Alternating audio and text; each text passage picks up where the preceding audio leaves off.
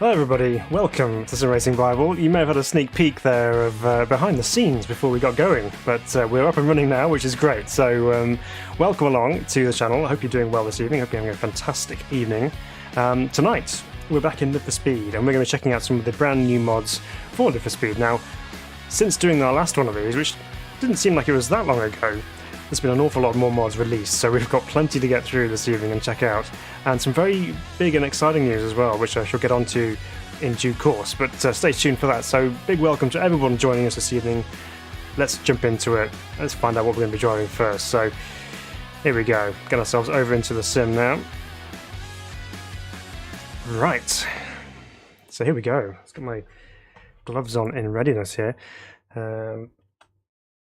Okay. It's up and running here. So what we got? We've got plenty of cars to test out here. So we're going to start off at the very top, of course, as per usual. And we have this, the Pochetti 118 GT3. Now this car, I believe, is an approved mod as well. So this should be a good quality one. So we have obviously paddle shift gearbox. It's kind of geared around a Porsche 911, maybe. I don't know. I'm just kind of just guessing there, maybe. But here it is. Look at this thing. This is the Pochetti, the Italian version of the 911. Got a nice looking livery on there. What other liveries have we got available? The red option, the pink pig one, which you see on the preview. Hey Tattoo, welcome. Good to see you. Oh wow, that's a lurid green. White, red, pink, black, grey. Let's go with one of the Porsche liveries. We've got a white light option, a yellow light endurance option, which is kind of like your, like you get in the class situations where you have different colored headlights for helping people understand which class cars are. And we have endurance 1, so that's got some extra lights down on the very low part of the bumper, and endurance 2, which has the yellow lights down there. That's pretty cool. So we'll run with the white lights, I think, and we'll go to West Hill. It's going to be fully opened up for everything, and we'll give this a drive. Now, wow, okay. Look at the inside of this car. We've got carbon fiber everywhere. Nice steering wheel. Pochetti dash, official Pochetti dash as well. Wow, that looks really cool inside. Let's quick sound check. Okay, sounds good. Let's go drive it.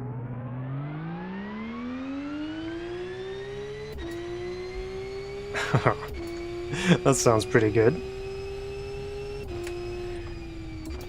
So this should be obviously up to GT3 specifications, so there should be a good amount of grip through the corners, and obviously a fair amount of power on tap as well. So let's warm ourselves up nicely here. We're not going to go too mad too soon. Kid222, welcome. Good to see you. It says this is a great mod. Yeah. Already looks pretty good, and we've only got a few corners in, so let's see what the rest of the lap is like and beyond. But it feels nice and tight on the steering. Some good understanding of what grip we have available underneath us. Turning into the tight complex here. Let's see if the rear end starts to try and get away a little bit through some of those corners. I felt it going a little bit light. Evening, Frank. Frank's here. How are we doing? Down the first of the back straights, and then hard on the brakes. Down to second. A little bit of push on entrance, but that's okay. It's just that one particular corner that was nice through there. Let's go through the quick chicane here. Car feels good, really grippy. And with a car such as this Pochetti, you have lots of weight over the rear end, so you have really good traction off the slow corners. Should be the general feel of things. That's pretty deep into the. Thankfully, it's not Richard Burns Rally. We're not catching trees and things. It's a bit more forgiving tonight. Reflexer, welcome. It says hello, hello. I have a new R8 since my last old one you drove a while back. Add a AR8 P10. More realistic and refined this time around. Oh, okay. We shall definitely have to take a look at that. Hey, Funky. Good evening to you.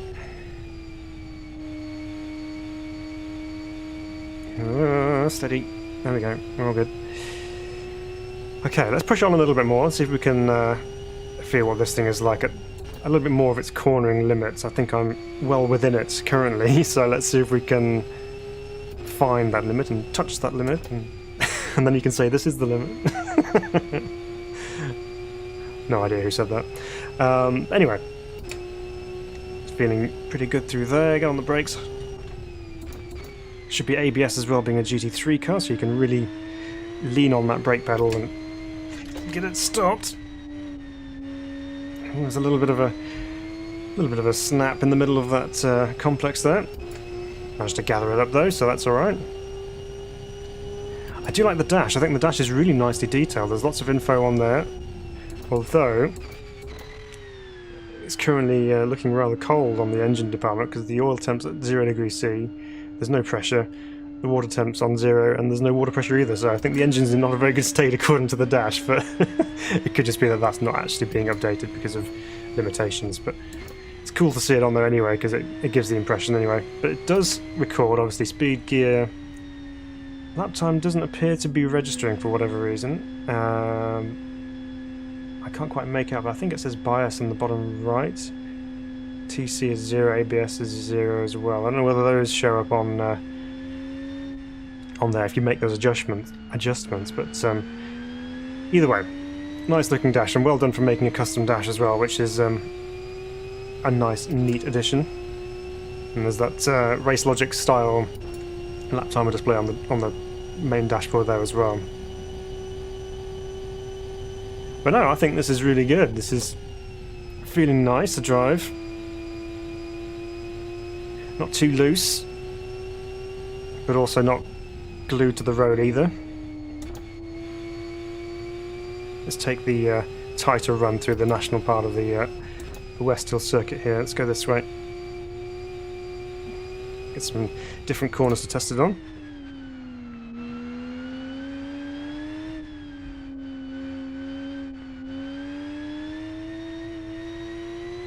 A little bit more twisty stuff through there, so it was giving me a better idea of what the rear end's doing. This is a big stop into here. Double apex left, except that's heading off towards the gravel, but no, we're okay.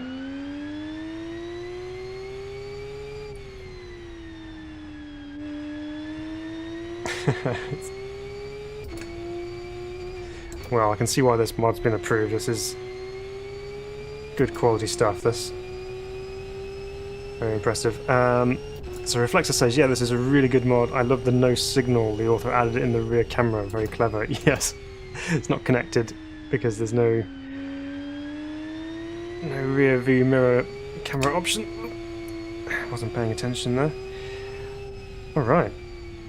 Well, that's a very, very strong start, isn't it, for the evening? That's super impressive. Obviously, sounds are good. Sounds like a flat 6. It sounds like a 911 race car with that transmission whine in there as well. Handles beautifully, and yeah, looks wise, very impressive. Let's just have a quick check from exterior camera here and just see this thing going around. Now, obviously, if you're comparing this apples with, say, for example, something in ACC or AMS2, for example, you could probably nitpick at the some of the dimensions on the car, but it's not an official car, is it? So it doesn't really matter too much if it's slightly different, but it's a very nice representation of something we know and like very much. So I think it's brilliant. Cool. Right.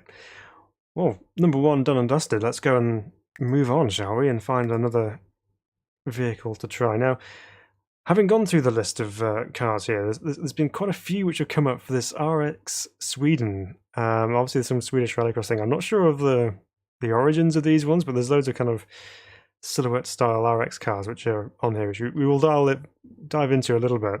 But I'm kind of curious to do that all in one go. So what we'll do is we'll just skip over that just a moment. So we're going to test another GT car now. We're going to try this one. This is the N400S GT4. Now, the N400 standard car is actually another approved mod for Live for Speed, and they've done a GT4 version of it by the looks of things, which It looks pretty good, doesn't it, really? I mean, the model is nice and detailed. Lots of nice little additions. You've got a rain light on the rear there, the meshing and things as well. You know, it's all a rather nice looking car, isn't it? We've got some livery options here. Ooh, wow, okay. Right. A couple of race style liveries here. Oh yes, that's nice. Proper Nissan style livery. And then some plain colours as well. I'm going to rock that one, I think. So we've got high grip sport and high grip slicks. Okay, so sport has treaded tyres on it. High grip with slicks, and then mid grip. Why would you ever want any less than high grip? Let's go high grip slick, shall we? And we'll do a back-to-back test on West Hill. As Frankie says, good start. I think Phil's gloves are at 50% worn. These ones? No, they're brand new. Right. Sequential gearbox, of course. Another 6-cylinder engine to enjoy this evening. Slightly different configuration for this one. This is a V6 rather than a flat 6. Of course, this is not up to GT3 levels of cornering ability. This is GT4 specifications, so it should be a little bit more agile, maybe, through the corners in terms of its moving around. Be a bit more to be concerned with, I think. Up into 5th, get down, braking point down here. Yeah, it's definitely a little bit more wayward on steering inputs. It feels a little bit softer and obviously not quite as tuned as a full GT3 car, so that's what you would expect. Again, hard on the brakes. Now, GT4 cars tend to be geared towards more of the the gentleman driver, one who can jump into them and then go reasonably quickly with them. Be a little bit more accessible for people who have the money to be able to spend on some racing and want to do some GT stuff. So GT4 is kind of geared up in that direction. But this particular one might catch out a few inexperienced racers if it's the first thing they drive GT4 spec-wise, because it's pretty feisty. Lots going on. But interior again is nice. Obviously we've got the interior which has been brought over from the road model of this car, but we have a race style steering wheel in front of us, which is very nice. A couple of buttons on there and some rotators. Some nice texturing on the suede for the wheel as well. And we have of course a roll cage fitted with the padding on the top there, so you don't hit your head or helmet into the metal directly. It's got a bit of safety protection there. Oops, that's deep. Wow, okay, we covered that. It's too busy looking at the roll bar padding and not worrying about where my braking point was. It's a little bit twitchy. Let's put force feedback up a little bit for this one. It feels a little bit lighter than the GT3, but that's possibly down to the huge slicks we had on the Pochetti, which may have increased that kind of resistance style thing. So a little bit more weight to the steering wheel now. Let's see if we can use that to just lean on the tyres a little bit more and not be too overly aggressive with them. That was pretty cool. Getting into there, I felt the rear end just start to kind of wallow, I guess is the word I was looking for, really. It was, you get in there and it's not oversteering on you so much, but just a bit of rear end slippage. So that was really cool. You can just kind of feel it kind of almost backing into that corner, but then capable of being able to bring that back in line as well, which was nice.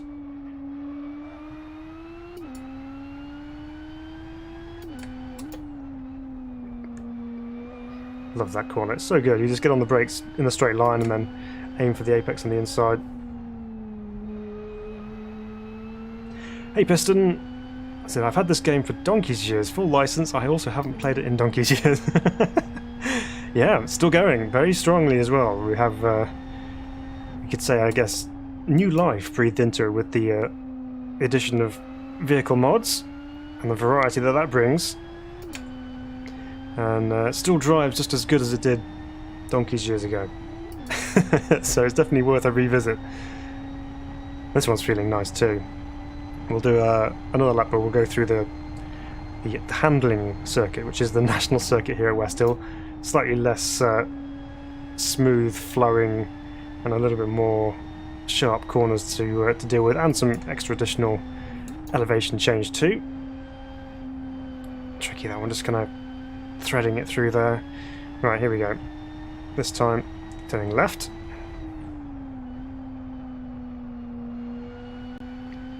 Yeah, that wasn't the apex, but we're safely into the next part.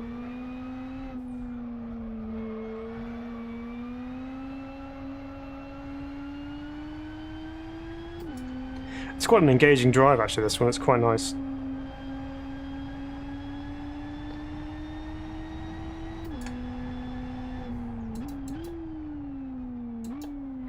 Take it a little bit slower through here this time. That time we actually have a chance of getting through there without finding the gravel.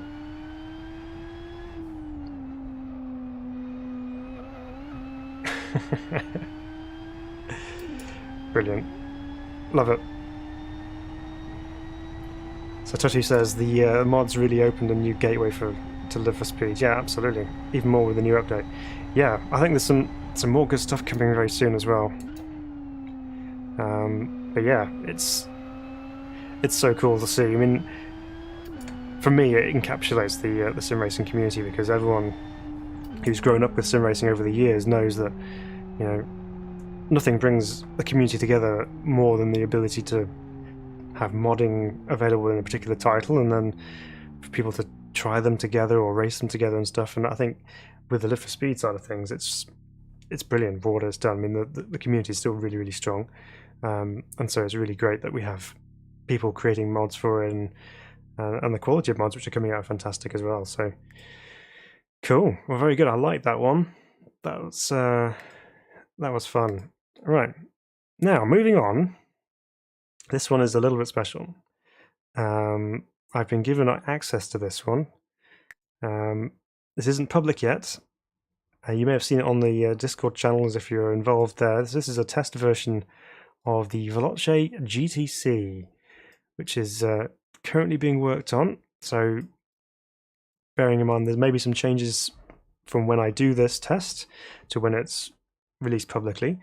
But I'm going to give it a drive today because the author would like me to try it out and see what I think of it. So I'm going to do just that now. So color options, we have yellow, grey with the blue wheels, kind of a purpley color, carbon fiber grey, like a reddy orange, and then a green with yellow wheels. Wow.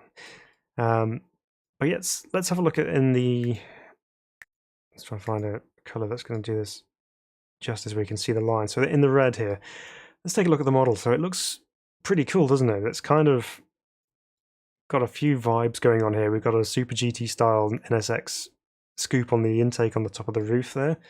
I guess the front end's kind of NSX inspired as well, possibly.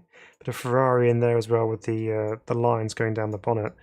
But you know, love the carbon fiber details on the splitter here. You have the little end plates on the side there. You have some dive planes on the nose. Have some support brackets going down from the front part to the lip of the splitter there. You've got a toe ring on there as well. A couple of vents over the arches. Some more carbon fiber vents down the side. And then you come around to the back here, and we have 4 exhausts pointing right at you as you're following it. Big wing on the rear end there as well. Of course, you can't see any kind of drivetrain on there and things, but don't worry about that too much. I'm sure it will drive. And then we've got some quite nice lights on the rear end there. I'm not quite sure what the rear end reminds me of. It's kind of reminding me of something, but I can't quite put my finger on it at the moment. But the overall look of the car looks good, isn't it? I think it's I think it's quite nice. We have a max attack setup. That's the only option. There's no driving this thing softly. It is maximum attack and only maximum attack. So that's what we're going to have to do. So let's change this up. Let's go to Blackwood GP. Well, we'll just do Blackwood Open here. And see what this thing's really like to drive. So excited to see what this one is like. It's a cool looking car. I suspect there'd be a fair amount of downforce. I didn't check actually what was the power rating on this one, so it's 596 kilowatts. So yeah, this is the most powerful thing we've driven so far this evening. So let's see how this goes. But before that, quick look at the interior. So we've still got a stereo in there as well. So if you wanted to listen to some tunes, well, racing around the track, you can do that. Steering wheel's cool. I like because it's got the LFS logo in the middle of the steering wheel there, but you can just see as I move that, it's catching the light. So it's not a flat texture. It's actually modelled. So that's really cool. Looks really good in the light there. Of course, you got some very standard analog gauges in front of us there. The viewpoint's quite nice with the looking over the arches there, and rearview mirror you can see quite a lot of intake and not an awful lot of road behind you. Side mirror is a little bit more useful. So let's drive this thing, see what it's like.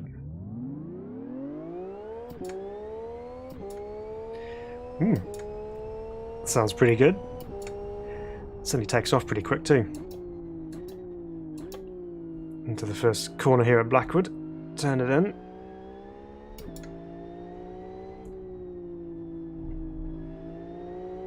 Feels quite tight actually. It's quite planted on the road. This is a bit of a full speed test here. 6 gears. Watch the needle keep on going up and up and up before I have to hit the anchors, ready for the right hander here. Get it turned in.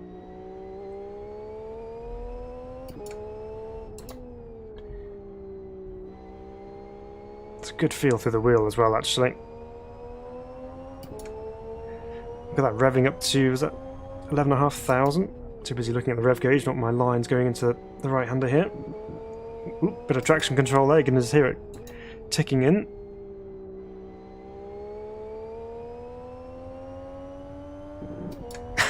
This thing's quick. Red line kicking in at 12. Hopefully the brakes are good too. Thankfully they are.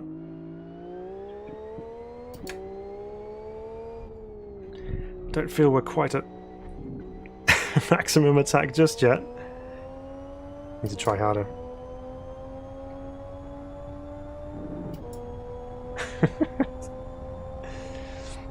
This is a pretty cool thing. Again, braking about 150.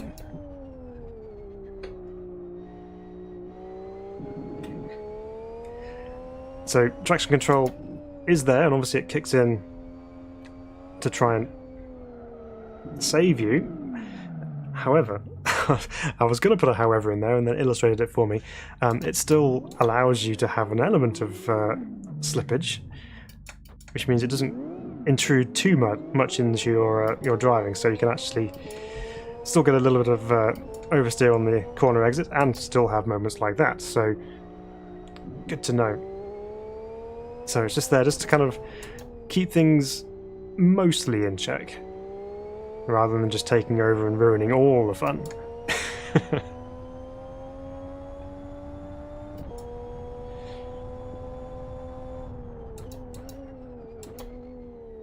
This thing moving around on the bumps, my braking zone into turn 1 there. Ooh. Ooh, things are getting slippy slidey at the moment.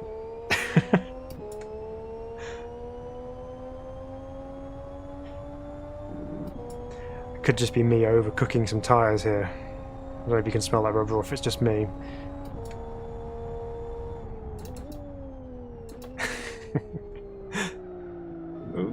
And we're gone again. That was maybe me going into that corner a little bit too quickly, but let's just go back to the pits and we'll just start that again.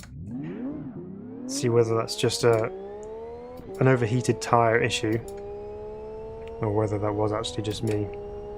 So let's take it nice and easy through here. We're not going to do the chicane, but we are going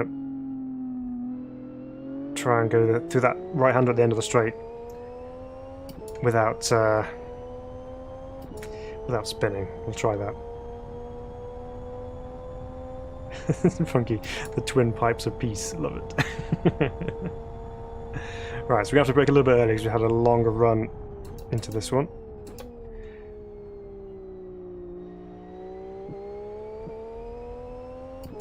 Yeah, so I may have been a little bit more gentle with the throttle through there. However, I was also more well behaved.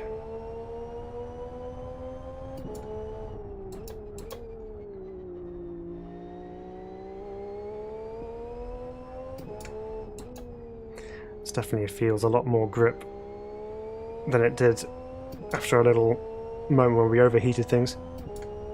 So Reflexer says, yeah, LFS slicks tend to die quite fast if you slide. Yeah, well, I was definitely doing some sliding, so the slicks probably weren't too pleased. A little short shift there just to keep the wheel spin down. It's better. So Reflexer says this will be really neat when done. Yeah, no, absolutely agree with that. Feels pretty sharp now, to be fair.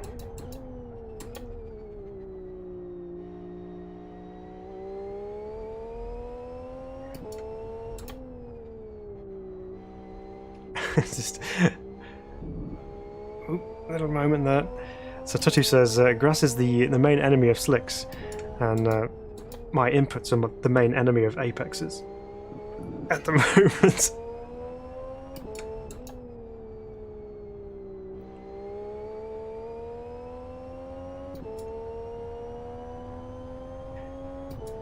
Okay, yeah, so a couple of laps with without the mad sliding around situation, then it does feel much nicer. And of course we have a rather large power output. Well, there we go. Tyres are starting to go. But yeah, no, that's nice. I like that. Let's have a quick watch from outside.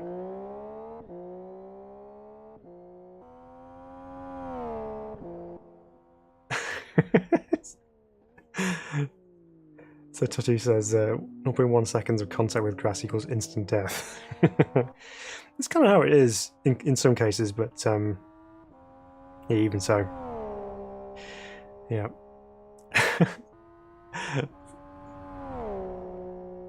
Yeah, yeah. Reflex is the same. Funky says you picked the wrong tester if you think Phil ain't sliding. Oh, what do you know me so well. Yes, there's always an element of sliding going on when I'm driving, but it's fun, isn't it? But yeah, looks good. Looks great on track as well. Sounds good. Hey, Yeso! It says they don't die, they just go hot and then they will get cold as the tyre goes thinner. Yeah. I think it looks so cool. Frank says, Phil's PC situation is your enemy of upgrades. Yeah, I'm working on it, Frank. Okay, I'm working on it. There you go. Love it. Hey, Alan. Alan says, demo don't have reverse. Doesn't it? Surely it does. Must do. That's cool. Love that. Looking forward to that being released so you guys can have a play with that as well. That's really, really good. Okay. Onwards. Okay. Project 39, small car with flat 4 engine. Don't know what it's based on, but you know what we're like on the channel. Something like this, we have got to try it. So, let's see. Let's see how this goes. Reflexer said, yeah, so what I'm saying is that they just heat up extremely fast. I don't have experience with slicks in real life, but I feel like the LFS slicks heat up extremely fast. They do heat up pretty quick. Right. Let's see. Slightly less power to play with this time. But there's that nice flat four sound that we have going on here as well. Okay, let's see if we can make it up the hill to turn 1. We're losing speed.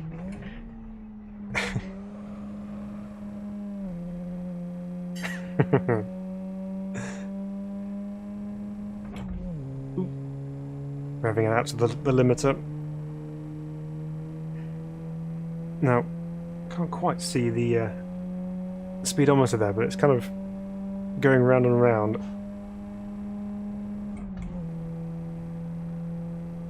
Interesting. So I don't quite know what speed we're doing, but it's certainly not as quick as everything else we've tested so far this evening. Now, the beauty of these things, of course, is just like the Pochetti, which we tried earlier on. This, of course, has the engine in the back, so we have some interesting dynamics to come our way, hopefully, when we get through these corners.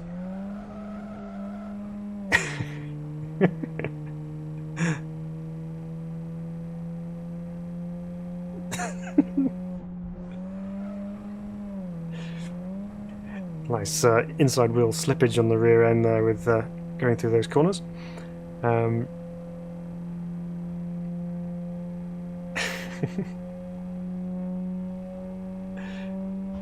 So Frankie says, my last girlfriend had a flat 2. I loved it anyway. Oh dear. Well, this isn't quite the same as our Coupe Fusca that we are so familiar with in AMS2. Obviously this is more road version of the Beetle. But it's quite cool. I like the large steering wheel. Has it got 1 spoke? No, it's 3-spoke steering wheel. That's good. It's quite wallowy. Let's see what it's like off the road. Come on, you can do it. Make it up the hill. Yep, we're good.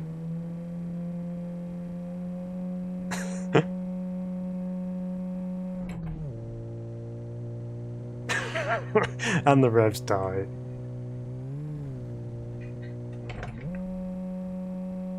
It seems to sap all of its power going onto the dirt.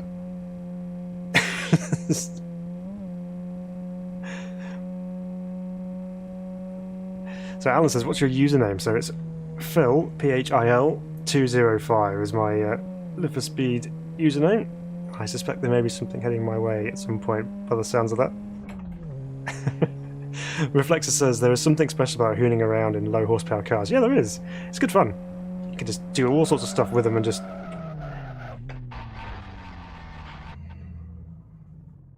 roll it. Things like that, really. But it's fun. Right, that's cool. Fun little Project 39 Beetle. Okay, let's move on. I think so some of these will be of updated versions of them, which means we probably have driven them before in the past. But how about this? So that's more the colour I was expecting here. So obviously that's what you see, which is a very unusual paint scheme for a for real.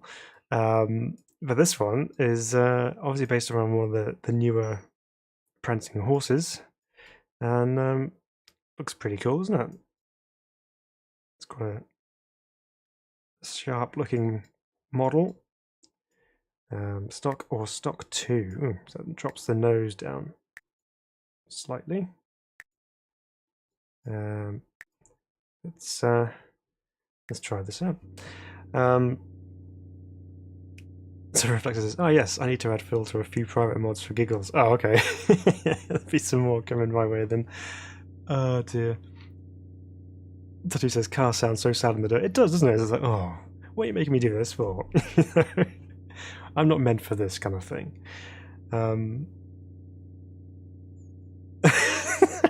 Frank. Oh dear. Hey Marty. It says, howdy, rig built. Good. Loving the Acertec Invictus. That brake is amazing. Brilliant. I'm so glad you like them. I am really genuinely pleased you like them. How have you got them set? Have you got the preload on, or have you got preload off on the brake? Have you got that little press before you hit the hard solid wall of hydraulic force? Excellent news. I'm glad you like them. That's the main thing. Let's fire this back up again.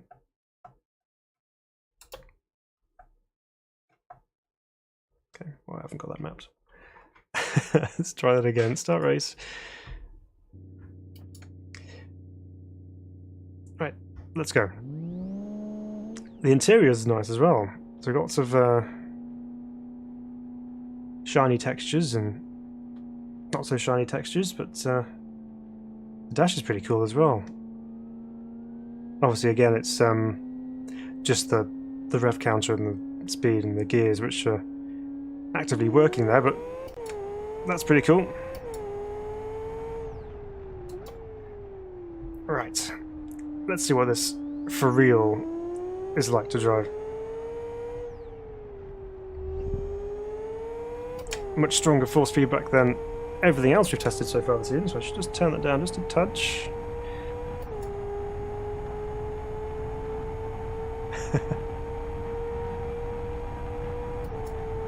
To 6th gear, we've got 7 gears, we do. It sounds very Ferrari V8-ish. Sorry, not Ferrari, for real V8-ish.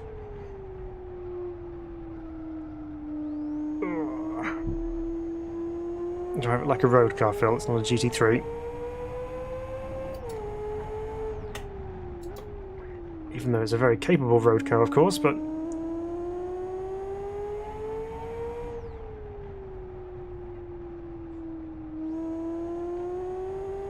does sound good, though.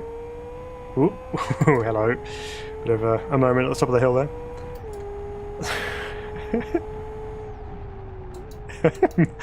Marty's in the house, you'll always be my first love.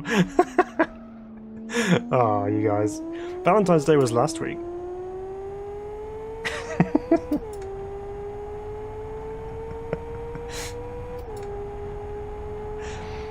So yes, this is full username. Yeah, so my username on Live for Speed World.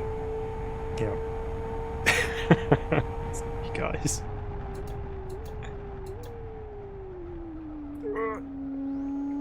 Chattering away on the traction on the way in there because it was quite bumpy.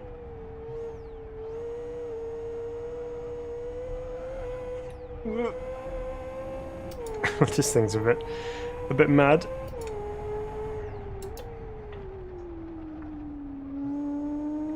Feels quite stiffly sprung, this thing. A lot of exaggeration going over all the bumps, which I haven't felt in the other cars that we've been driving around here so far, not as pronounced anyway. We need up to 160 miles an hour before we have to get on the brakes for turn 1 here.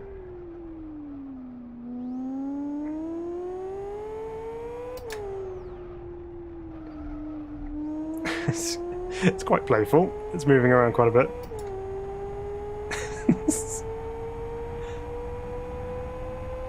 Moving up to 8,000 RPM.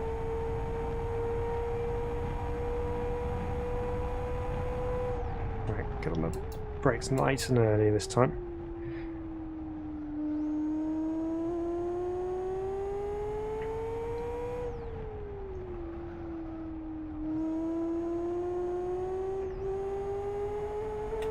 Ooh, get off the curb.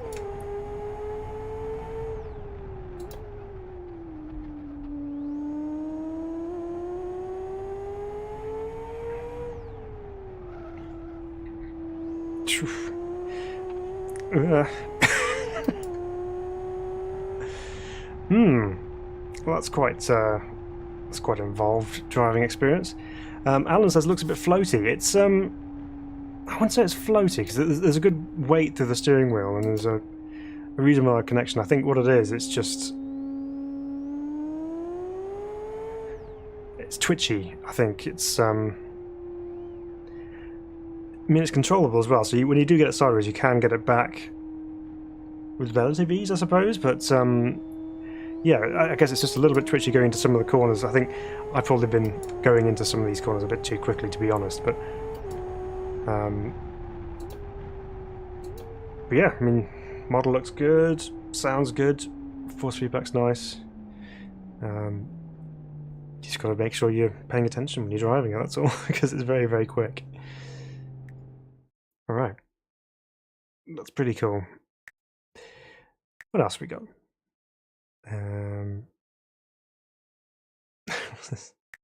the Paddy beetle. Now this looks pretty cool, doesn't it? This is like a, I guess it's supposed to be based on a Cadillac, I guess. What color options have we got? Silver, kind of black with purple wheels. Nice. There's quite a bit more camber going on with this car than there would be perhaps on the on the standard car. Must be honest, I might go with the purple one just for that red interior. So we have base mode and we also have stock. So okay, what's that on the roof?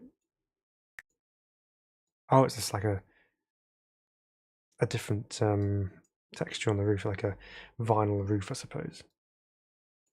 Okay, let's drive it. Let's go. Where should we go?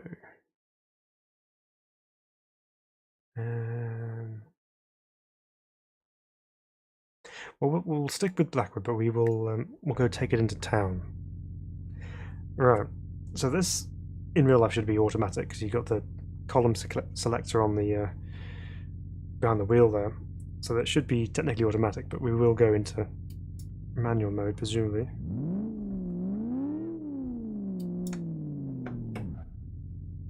Okay. So the dash is saying it's on neutral. No, that's in first. Second. Okay, so the the gears on the dash are a little bit unusual, so we'll not pay attention to that. Right, let's get off the racetrack. It's not where this thing belongs. Interior is pretty cool, isn't it? I mean, obviously very, very bright with the red, but got some nice wooden paneling on the dashboard there. Nice rumble from the V8 as well. Let's just turn our way over this way. So I just looked back at Alan's comment saying looks a bit floaty. You could probably republish that comment with this particular one. I suspect it's probably going to be more of the same. Right. Through the road section here. Let's see what this thing's like. It's only got a lot of go from that V8. Let's go around the roundabout here. Do we have any lean going on? It is rolling a little bit. What happens when you put our foot down? It drifts alright. Although I've run out of steering lock. Luckily, it's soft enough so that the curbs don't really mean very much. You can get off those quite easily. Right. Let's get back to doing more normal stuff with the Paddy.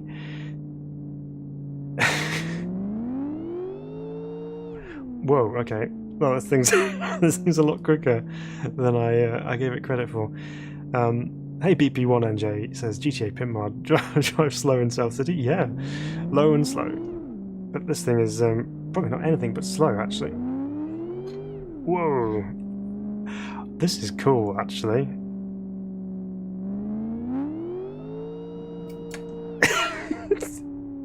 This is in second gear and it's just taking off.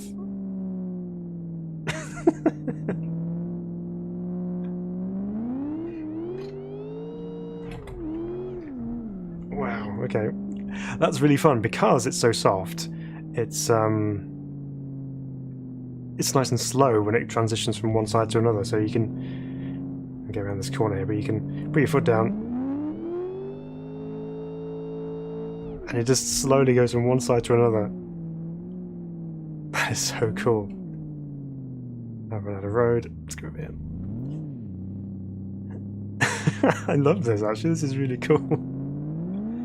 Maybe we will take it on the track.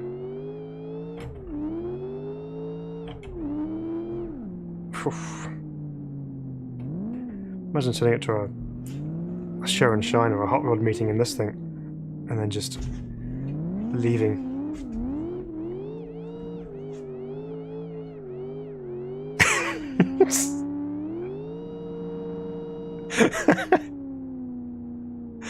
That is so good. I love it. Right. Let's get into a bit of wide open space here.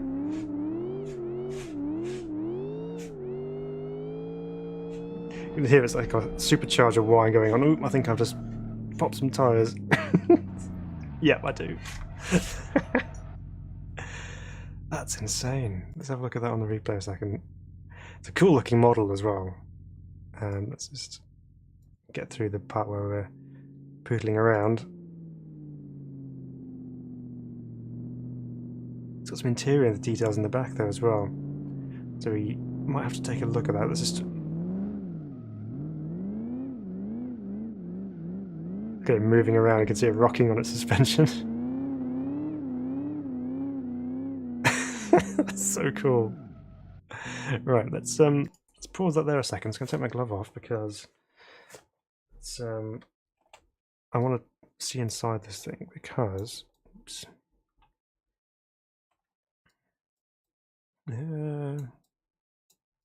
Right, let's put our field of view back down again. So let's go a little bit closer. See if we can get inside here. Right, this is what I'm curious about here. So this is the inside. That's the, oh, it's the door handles and stuff. But what's all this? That's really cool, isn't it?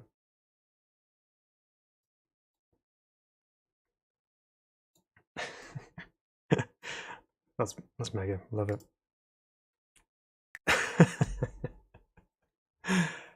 Oh dear.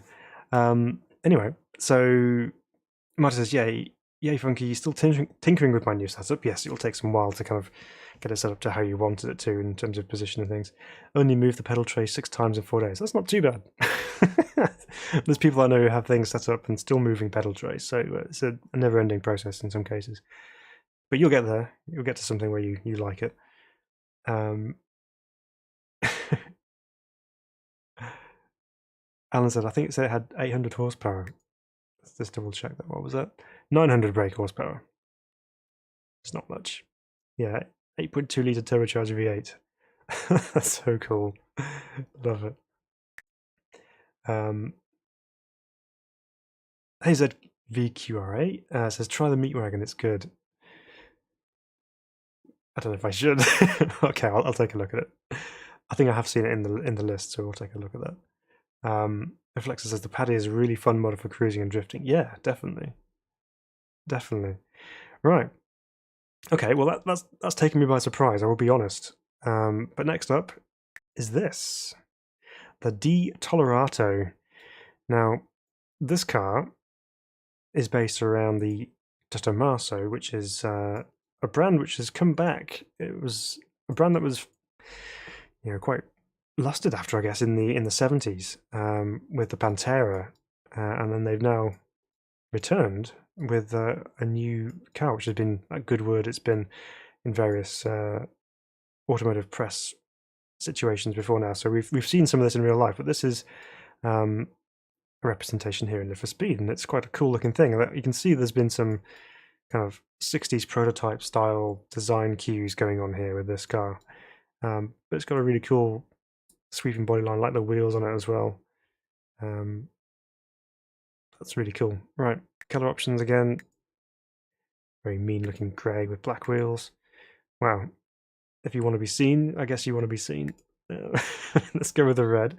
So you have a road version and a race version, which is on slicks rather than treaded tyres, and it has a little bit of a drop in suspension. But we're going to take the road one out for this one, I reckon. Let's go to Aston. We'll just do it. Open it up and see how it goes. So yeah. Oh no, that's not the version of Aston. I want to take this one too. Let's just remove that layout a second. We do not wish to take the de Tomaso to the soapbox layout. That would not end well. Right, there we go. Back on proper tarmac. Oops. Look at the interior here. We've got some nice shiny gold interior on the dials there. And the steering wheel, which is like a yoked type steering wheel as well. It's very cool.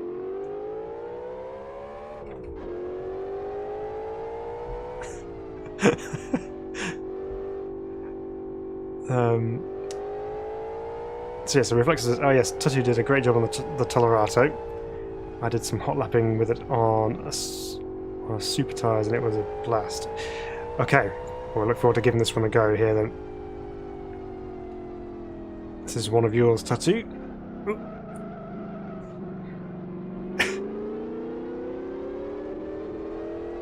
Ooh, bit of traction control kicking in there as well. So Marty says, Botkicker Pro, just one for now, shows up today. Oh, okay, cool. Yeah, as I said, I tried one of those for the first time at Autosport, and it was actually quite impressive. Didn't engage 6th gear then, as I was intending to, and it kind of caught me off guard, but we were good.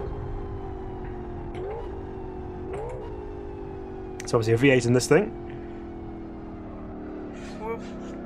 Steady. So we haven't obviously seen very much of this thing being driven in anger, so we're not really sure what its handling characteristics are going to be like. So it's a good opportunity to try them out here.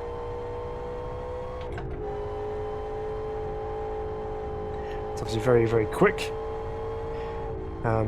Funky says, the only thing that has taken me by surprise tonight is Phil completing a clean lap. For you, Funky. Sorry, Tutu. Let's get a clean one.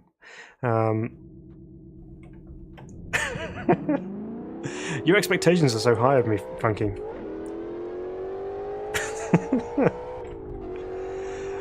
Oh dear. No, you're welcome, Tutu. Happy to try. I mean, I think it's definitely worth a visit. There's our tyre marks. No one say a word. It wasn't me. Right. Back end certainly comes around on you quite a bit when you're trying to get into the corner, but then that traction control almost kind of kicks in and stops you from doing things.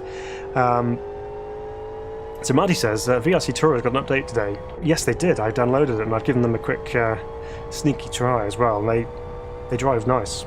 I think they may be a little bit less leery on cold tyres, but they drive nice when they're up to temperature as well.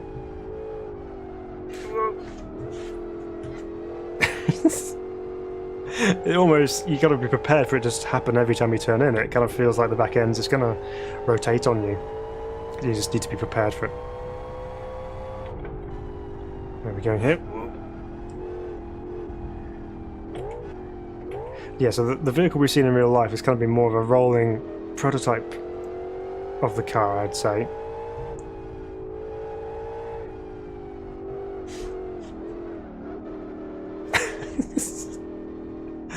That's crazy. So Tutu says the gear wiring is pure music. Yeah, it's nice, isn't it? I do like that.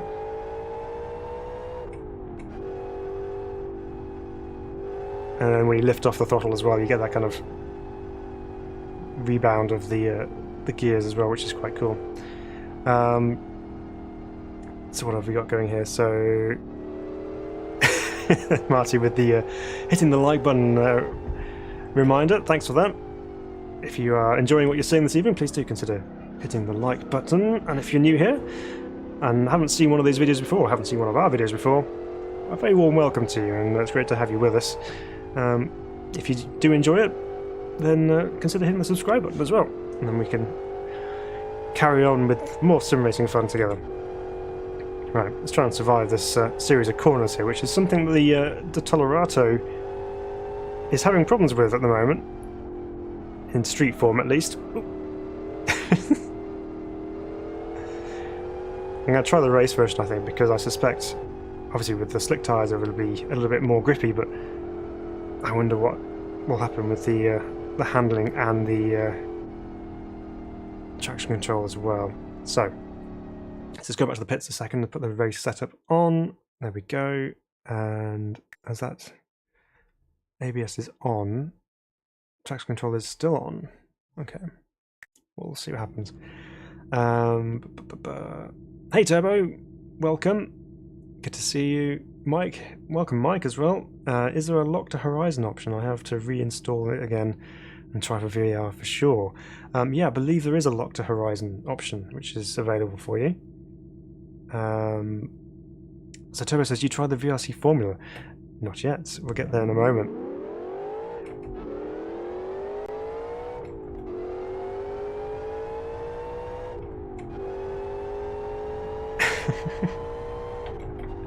Right, this is the race version then of the Tolerato. Let's see.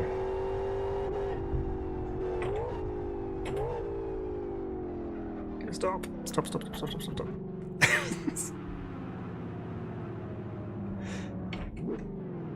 Get out the gravel. Okay, we're good.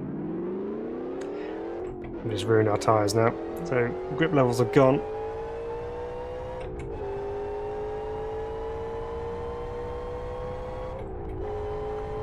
Just a nice, gentle stroll in our very expensive, very powerful supercar. See what the brakes are like. Yeah, I wasn't going to make that. Let's try this one instead. Yep, that rear end's still lively.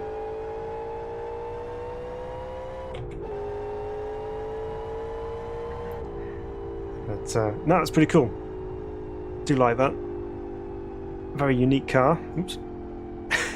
Obviously, when you go back to the menu, the force feedback dies, so wasn't quite ready for that. But that's, yeah, nice looking thing.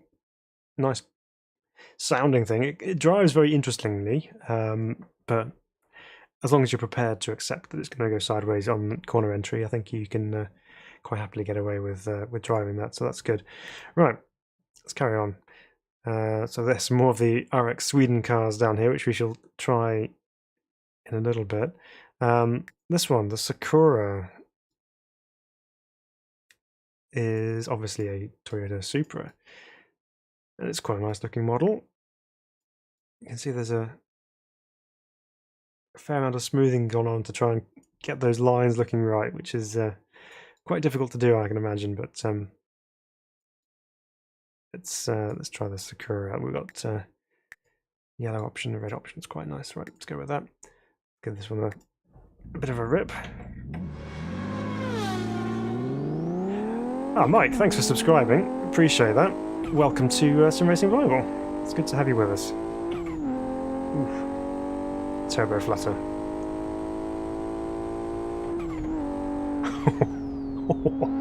That sounds cool. Whoop.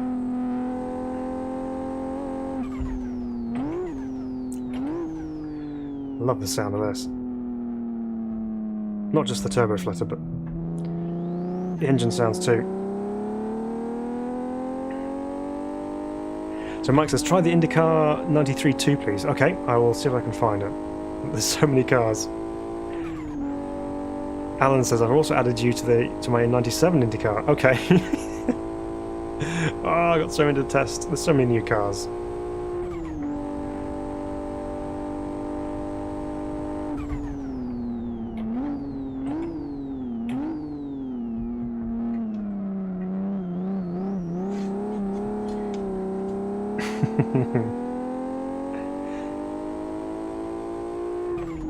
So Mike says, if LiveSpeed would allow mods way before RF1 came around, RF1 would never be a success, you think? Ah, that's my own fault for not looking where I was going, too busy concerned with the chat. But that's a very interesting point, a very interesting thought. Yeah, I mean, if it did have the modding side of things, yeah, who knows what may have happened. I mean, obviously there's the track side of things, which RF would have succeeded on, because obviously you can't add proper full official tracks to Live for Speed, but car-wise, yeah, it would definitely have been a lot more relevant at the time. And Mike continues and says, I like the LFS tyres way more than any RF games. Yeah, time models in Need for Speed are great. They are fun and they have a good feel.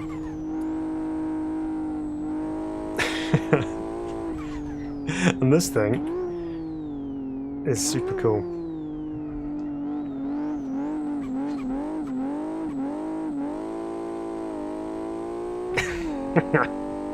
Sounds nice, handles nicely, and it's good fun as well.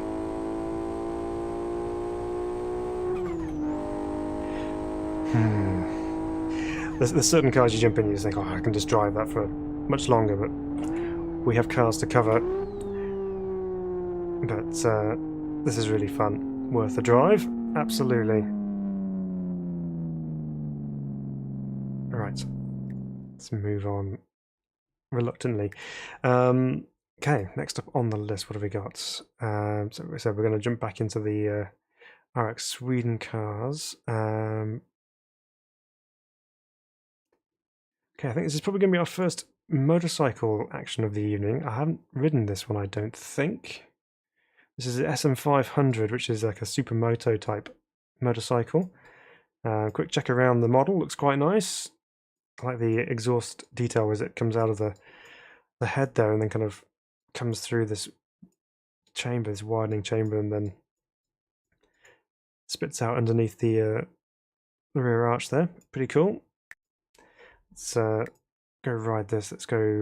Well, Supermoto is kind of a mixture of motocross and regular motorbike circuit racing, but where should we take this to? Let's go Fern Bay, shall we? Let's change things up a little bit.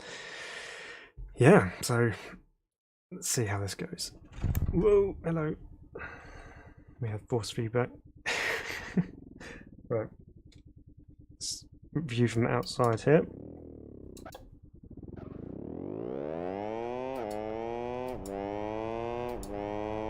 Okay, let's see what the lean is like. What we can do with it.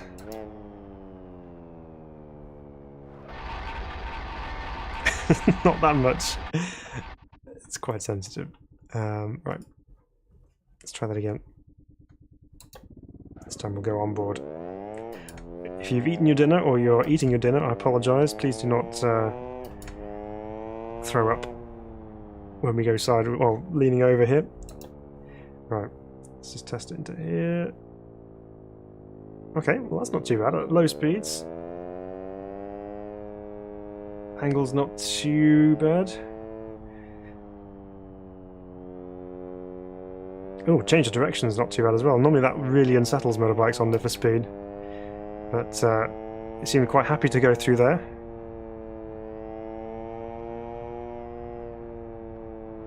Oh, that was too much of a flick. That's not too bad. Let's do that again, but from the outside, so you can see what is actually going on there. Hang on a second. Look at that. With the steering angle, you got the rider body is shifting left and right. That's pretty cool. I've not seen that before.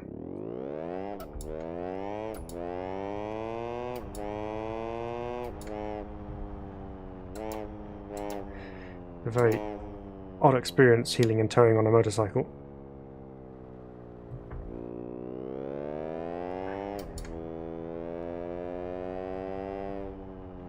Nice and easy.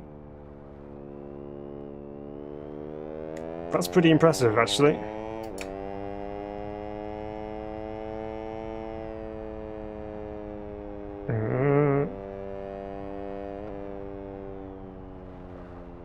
That's very impressive.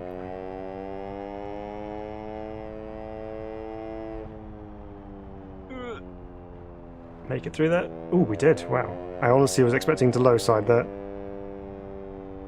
Gonna do it. Oh, wow. How did that hang on?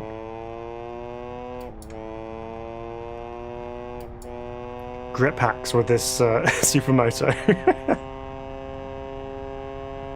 Flat out at 118 miles an hour. Brake upright and vertically. Get it turned in. And drop it and then headbutt the barrier.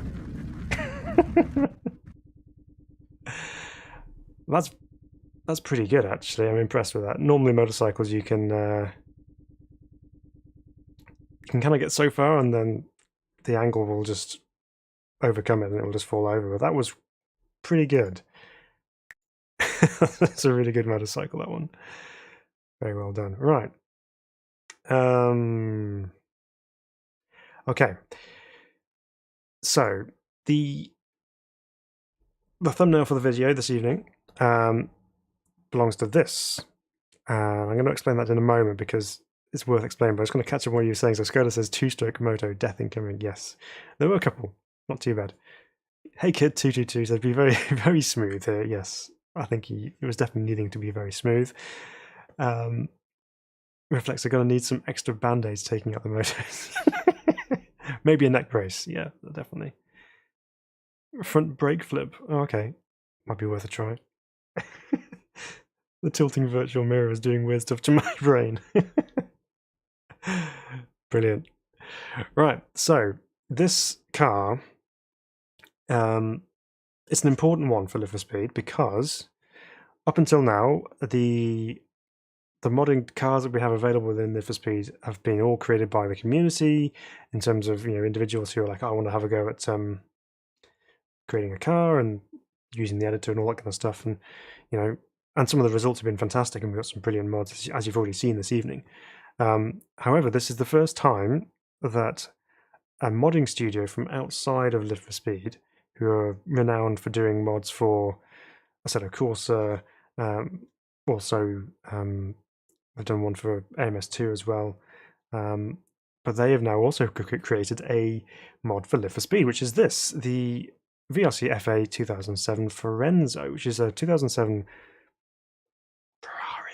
Ferrari, but it's one of their mods and it's absolutely fantastic. I mean, look at it.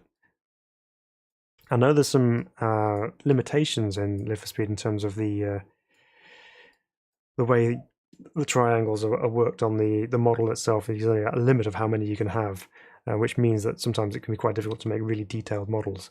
However, there seems to be quite a lot going on with this particular model here. You've got the winglets and all sorts of things going on, as you'd expect for a 2007 Ferrari, with obviously you've got the grooved tyres on there as well.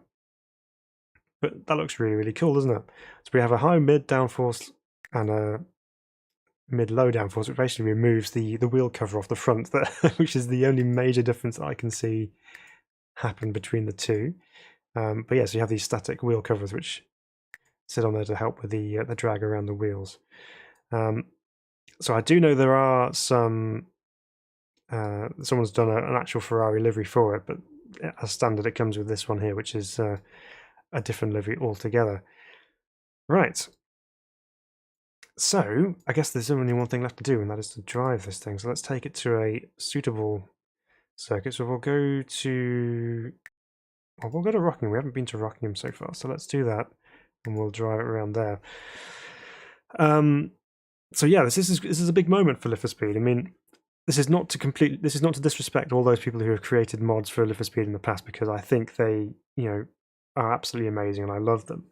But the fact that the modding scene in Live for Speed has got the attention of other modding studios who are, that's what they do, is they create mods for other titles and things. I think it's only a good thing that it's actually grabbed that attention and they've actually decided, well, we need to make something for this particular platform. So I think it's a really positive step forward, and I'm interested to see if they continue to do any more mods for the platform, or whether other mod teams get on board and do things as well, or convert things that they've had in the past and over the Live for Speed. So yeah, really interested to see how that progresses. But the proof, of course, is in the pudding. So let's see if we can see what this thing is like to drive. But before we take off, look at that steering wheel.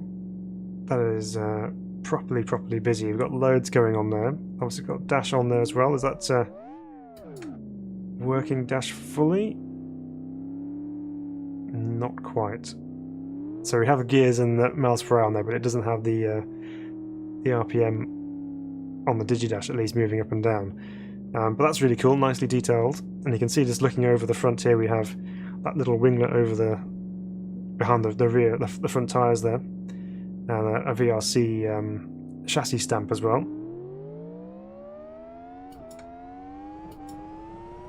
Right, build up some speed.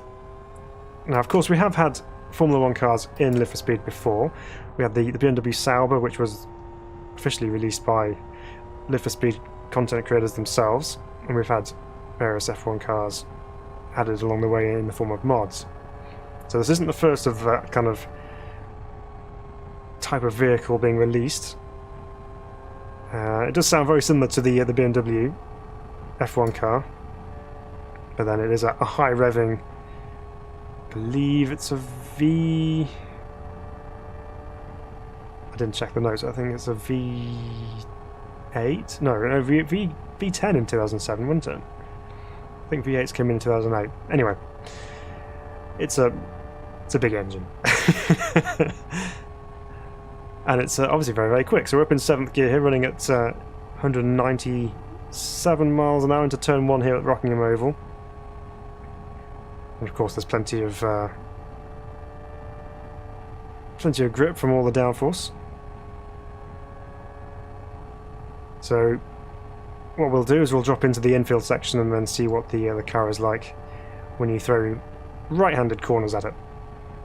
So we'll get through the end of this lap and then we'll go and turn off when we get into the hairpin section after this little bend right here. So we're going to get on the brakes and see how good they are. Very good. Got that stopped. I didn't give it enough, but slowed it down pretty quick. Right. Oops. Hang on a second. After driving the motorcycle, I need to put my force feed back up again. Beautiful sky here at Rockingham today. So there's a little bit of traction control kicking in. I can just hear the crackle.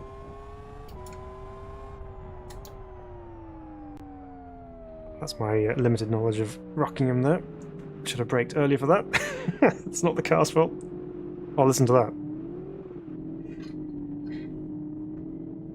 That's the traction control trying to keep me in check on the grass. Very cool. Right, so Reflector says, I honestly didn't even know this was from a modding studio team. Yeah, it is. And it is a huge deal. It's big. So, Kid says, how so? Does it mean LFS is getting noticed? I would say so.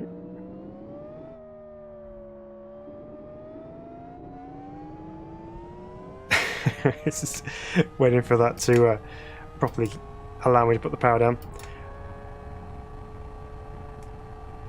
So yeah, could mean that other modding teams come in and create quality mods as well, which is always welcome, of course. If you're a member of a modding team and you're watching this and you feel that, well, maybe we need to get in that action, you're more than welcome.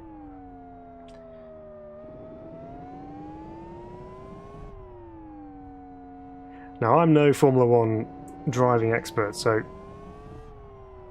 I'll have to build myself up to driving this a little bit, but we'll get there.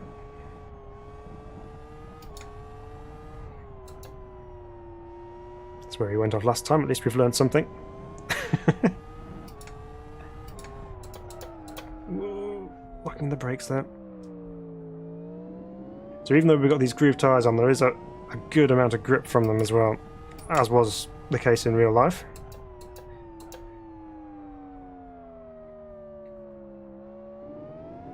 I need to give the brakes a little bit more of a push.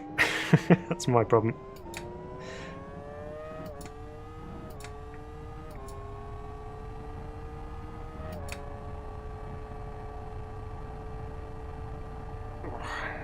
Gonna get loaded up through the fast stuff there.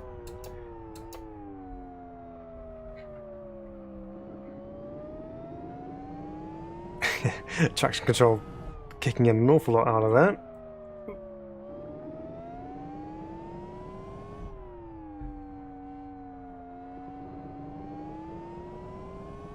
Just being a little bit careful with my throttle inputs because I don't fancy the idea of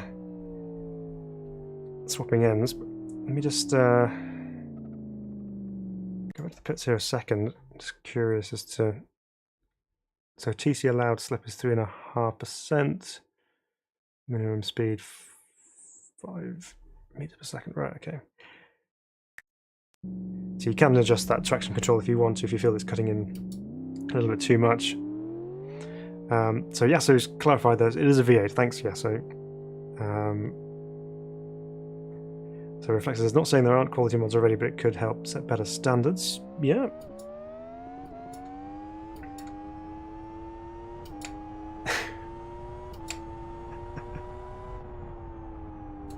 So Frankie says, you said the proof is in the pudding, as in, as a Scot, I have to ask, red, black, or white pudding? I actually don't have either of them because I'm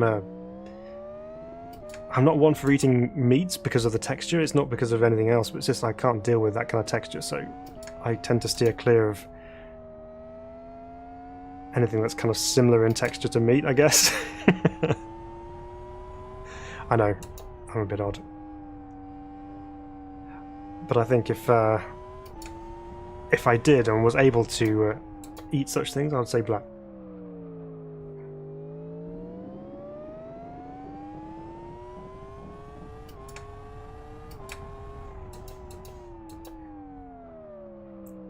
There we go, I've got to stop that time for the chicane, that's better.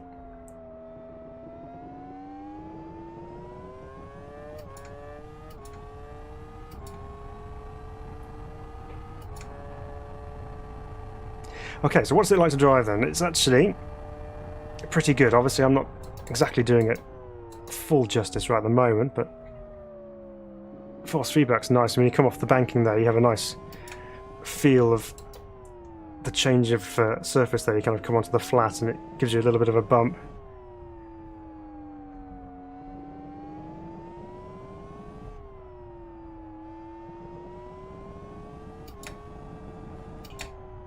Oh, I thought I could take that flat, but not quite.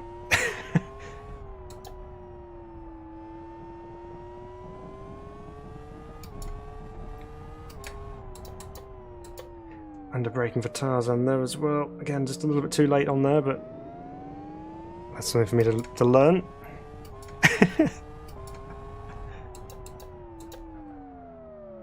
I just saw your comment then, Skoda. That put me off on that one.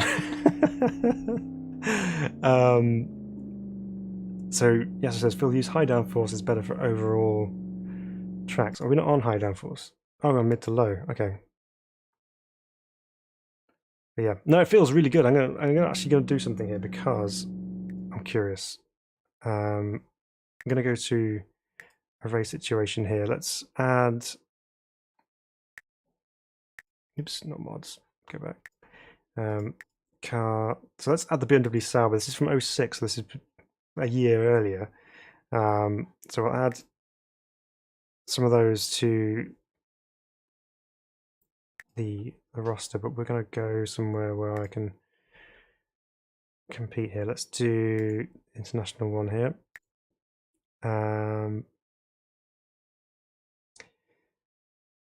Right, add AI drivers. So we'll put a few of those on, and then we'll go back to the firenzo, and we'll add a couple of drivers using that, and we'll do a quick couple of laps race. I'm just curious to see what it's like between the two, as to how much of a pace difference there is. So that's what we're going to try here, is just test them out against each other. We have the AI running the configuration there, so we can see what they're doing. Hopefully we can get some AI lines generated for our modded car. So Skoda says, no meat, unsubscribe. It's alright. It's you know, I'm what would be described as the world's worst vegetarian, so if I could eat it, I would. But it's just, for whatever reason, there's just the feeling of it in my mouth, I just can't handle it. And that's the same with other things like mushrooms. It's the same with yeah, just similarly textured stuff. So yeah. It's insight into the weird world of Phil's brain.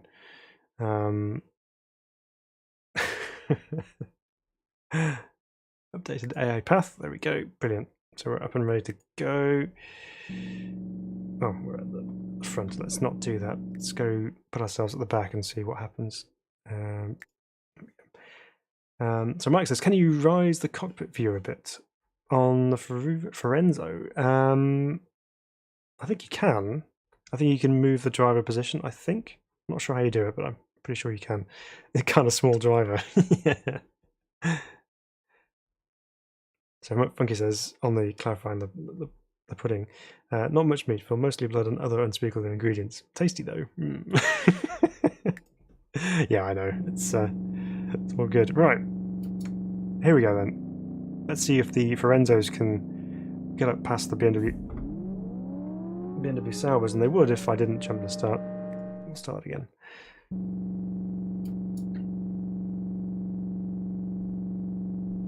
I'm not going to rev the engine in case we get another full start, but we'll just go when the lights go.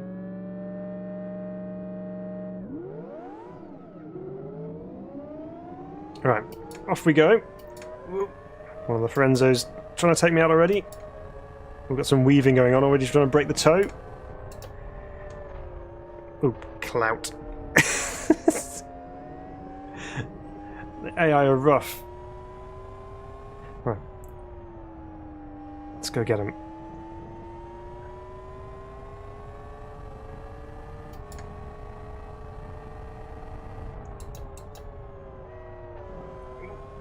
Tap in the rear.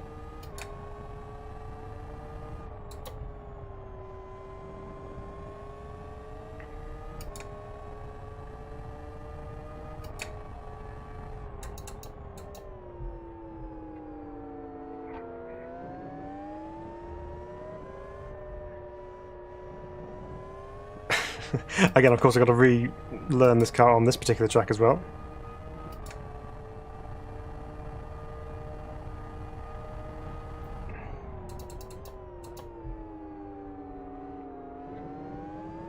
So far, the BMW seem to have the pace of us out front. We'll see if we can rein that in a little bit.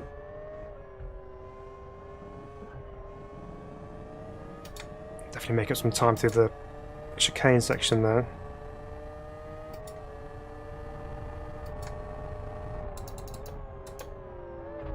Just turn in on me, it's fine. I was on the inside, but it's okay, you just come on in.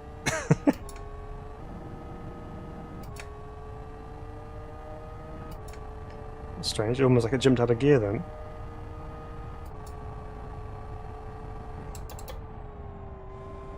God, I've got to be quick on the oil reactions to get it turned in for turn one there.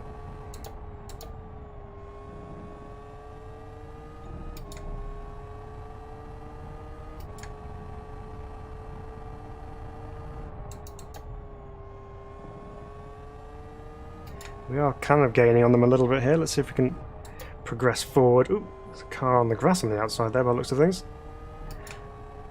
It's got another lap and a half.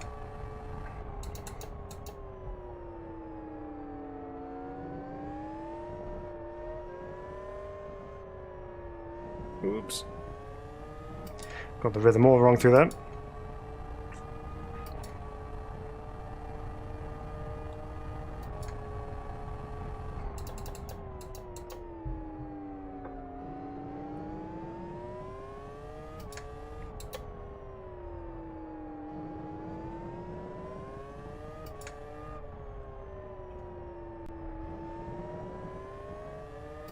We're definitely quicker through that section, that's for sure. Alright, let's see if we can round up this other Firenzo. Hopefully this time, being on the outside, we're not going to get turned into, so we can get through cleanly. Now we can take after those BMW Saubers and see if we can get past some of those on this final lap. Right, turn in early this time. Change of direction, of course, as you would expect with this car, is brilliant. Oh. Thank you, traction control.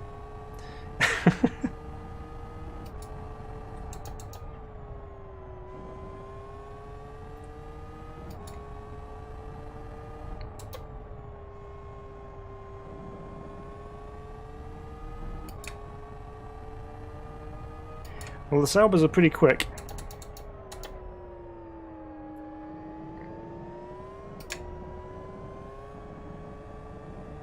That was much better through that time. Actually felt like I hooked it up. I actually found some apexes, which is nice. We've closed the gap.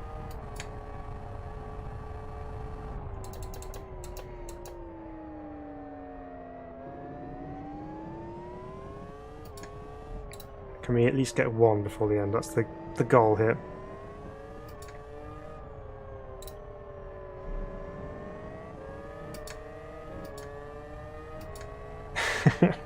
Nearly, I reckon. Let's just run to the back of him.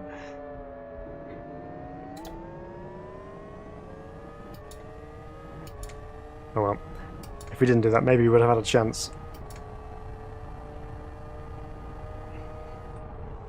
But okay. You can race them. So if you're running running the new Firenzo, you can have a race with the BMW Sauber and have a reasonable race there as well. Okay, so this car, very, very important for the sim racing world in terms of gaining traction with modded studios on Need for Speed. So how does it stack up? What does it like to drive? It feels really good. I am impressed with it. I mean, obviously, Formula 1 cars have got loads of grip anyway, so you have to be ready to expect a car like this to be able to just turn in on the drop of a hat and just be like, yeah, no problem, just get through those corners. It does have an element of having to drive it a little bit, so it's not just on rails. You do have to be a little bit wary of putting throttle down coming out of the slow corners, so you know that's kind of as it would be. Obviously the traction control does get some of those oversteering moments a little bit more under control. But yeah, feel-wise with the wheel, feels really, really good. Nice strong force feedback, and good detail as well. The handling-wise, yeah, I can't fault it. I think it's pretty good. I have seen something on the Discord channel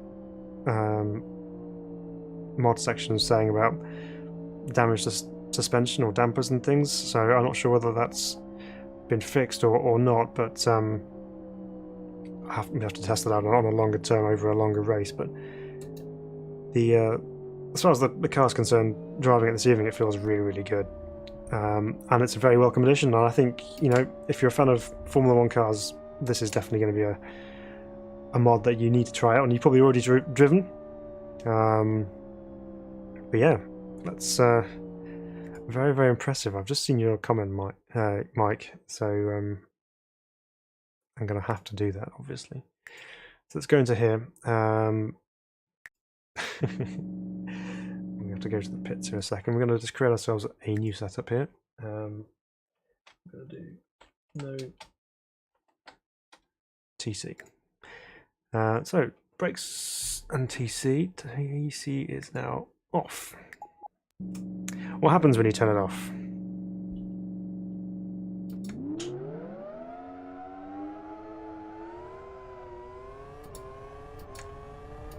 Let's see. Can we surpass Funky's expectations with 2 clean laps this evening? Let's find out.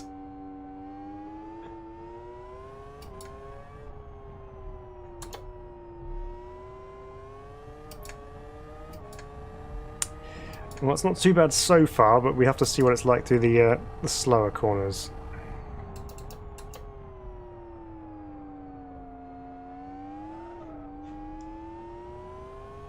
Yep. That was already a warning sign right there.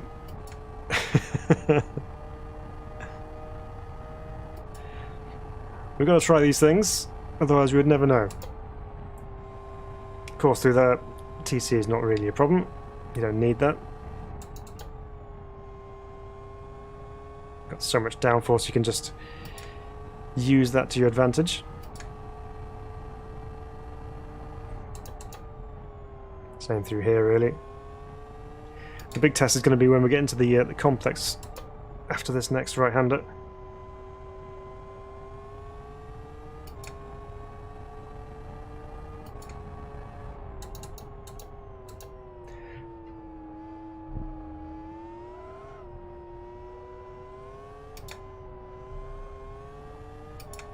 Okay, so it's definitely a little bit more more feisty, but it's controllable as well. Actually, I think if you're wary with the throttle and know how much you're putting in, you can drive it without TC. Might necessarily be quicker, but it is drivable and quite fun too. There's that ever-present danger and threat of rotating and then eating a barrier, which kind of makes it a bit fun. There you go, Funky. It's 2 laps. Woo. Cool. Well, yeah, that's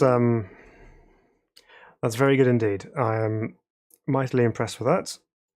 And yeah, long may it continue. Let's hope we get more modding teams bringing in their content for Live for Speed, and then who knows where that can take us. But that's a really good positive step and a good positive sign for Live for Speed modding, and yeah, worthy of the title, and it's good. I like it a lot. Right, let's go forward. Ooh, let's test this out. Look at this. We have an Ada 200 ANS tram, which is obviously kind of based around the Audi IMSA car, the GTO car. But this is the 200 version, so it's got a slightly different rear end rather than the 90. But same kind of styling cues and things going on here. So let's give this a bit of a try, shall we?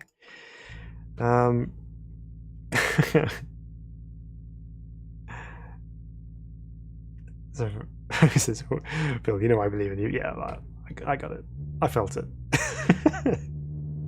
2 laps with no TC. Very nice. Yeah. Well.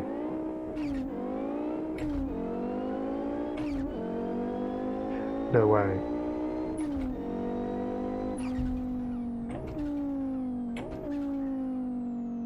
Okay. Well.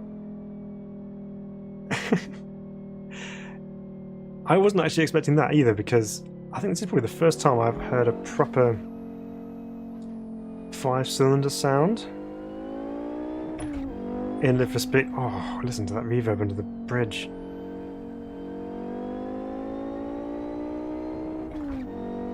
That sounds fantastic. That's so good. And obviously you got the turbo sounds as well.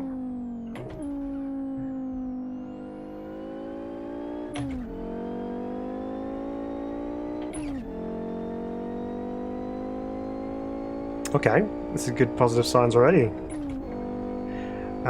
So Funky says, you know I'm not a modern F1 guy, but that looks nice. Yeah, I know, that's not normally your thing, Funky. Too many buttons on that steering wheel for you, but... Okay, Phil, it's not a firenzo. You can't do that. Oh, no. I've bent me Audi. Okay, can we get a restart? Let's do that.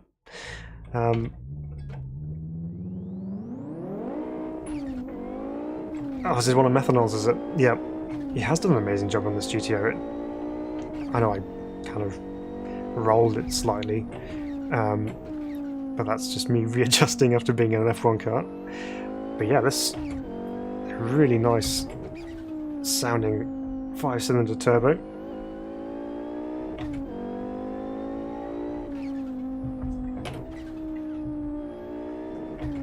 So it should be 4-wheel drive as well. But obviously the 4-wheel drive system probably has a bit more bias towards the rear rather than equal front and rear, or more front.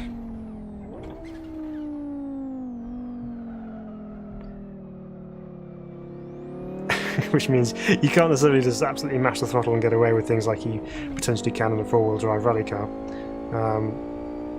But it does provide a little bit more grip when you're trying to get off the corners. So let's try and get through turn 1 this time at a more normal kind of speed with some added brakes. It's more like it.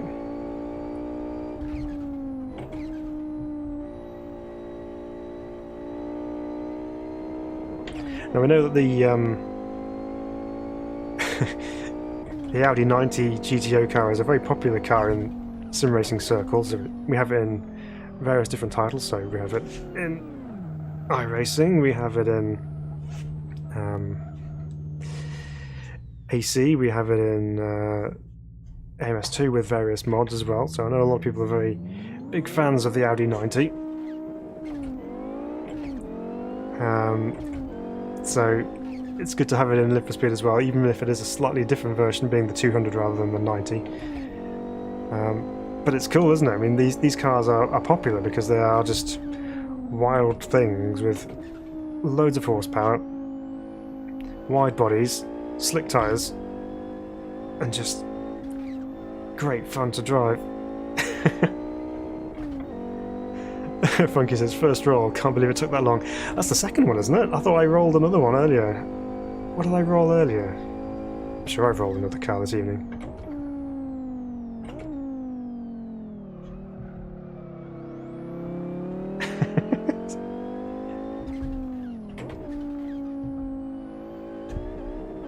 Ooh, big curb strike there.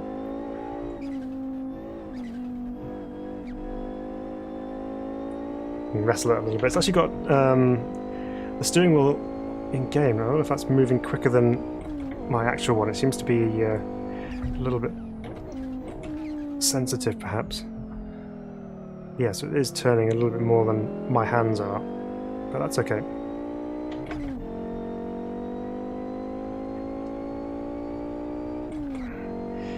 Hey George, welcome.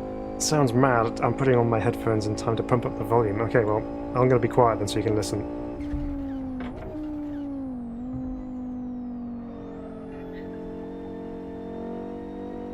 I'll try and keep it on track though.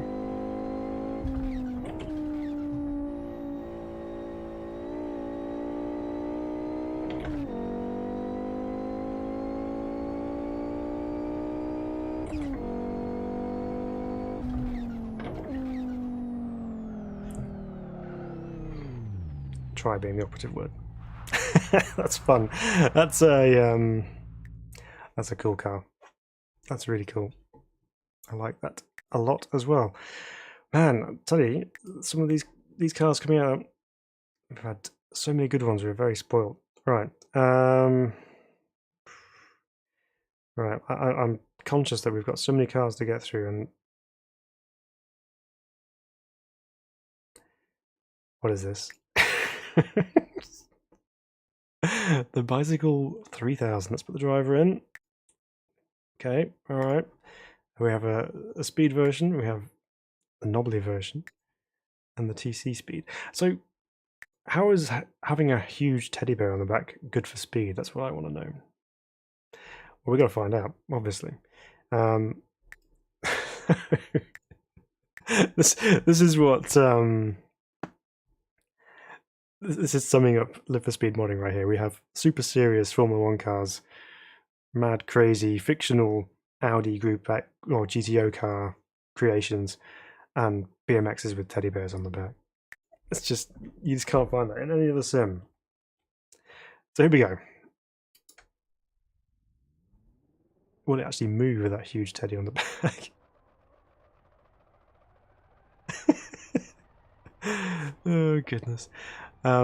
So Yasso says that the firenzo got 4.5 star rating out of 23 with 23 ratings. Wish more users could rate it. Yeah, I'll have to go put a rating on it because it's definitely worth rating that one highly. Evening, Gareth. For you probably wonder what on earth have you just joined in for here, but all things must be tested and thoroughly done so. So Frankie says, I was sticking pins in my Audi plushie all night and chanting unspeakable things. Can't believe it took that long. Sorry. Okay. Ooh. Just testing the balance of the bike there.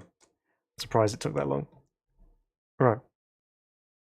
There's one thing we need to do with this, and we need to go to Aston. Right. Let's get down the hill. So one of the key tests for something like this is how well it can do down the soapbox hill. Here we go. Uh-oh. We're accelerating. Can we make it through that corner? No! Oh no! We've fallen through. Retired. Yeah, you're probably right, actually. Let's try again. This time with less speed. Where's your stabilizers? I think I need them. Alright. Nice and easy. Let's get through this little chicane here. Missed the... Oof, was close. Hit the bump at the bottom. Made it across the line. Just about. Okay. That's enough of that. Let's find some more things. Martin says, hey Martin, so I'm glad you love the Veloce GTC. Yeah, I'm thinking maybe more tyre in the rear. It has the same tyre size as FZR. Okay, yeah. No, it is. It's really good. Tyre size in the rear, maybe a little bit. I don't think it needs too much. I think it's just, yeah, it's just driving it stably, not over exciting the rear tires, and then you can get through it okay. I think it's okay as it is. It gives it an element of kind of move about drivability rather than just being completely glued to the road. You'd probably have to test it if you had a wider rear tire on, if it made it too planted, but something worth testing definitely. Right. So this is the Veloce GT. This is the road car, which Martin was just talking about, the GTC, GTC? Yeah, the GTC version. This is the road variant of it as well. So it's pretty cool. You got the head rest with the grating on there as well, and the headlights, of course. Excuse me. So you got a version with a roof, one with launch control, and a max attack version. That one's got some more conventional rear lights and just the 2 exhausts rather than the 4 as well, so it's a little bit neater on the rear end, not quite as mad as the GTC version, but that's really, really cool as well. I'll have to give that a test. I'm conscious that there's someone that mentioned something. Let's just give this a refresh, because I believe someone's added some stuff for me to test here. I don't know whether it's going to be at the top or where it's going to be. Please, if you have sent me something or given me something to test out and I've forgotten what it is, please do get in the comments now and let me know, because I don't want to miss out on any of the things you want me to test out here, because I'm conscious that you guys make the effort to add me on to these things, and then if I don't show them, then that's not very good. So please do let me know if there's one that I have missed, which you want me to cover. If not, we'll carry on with some of the other ones. There's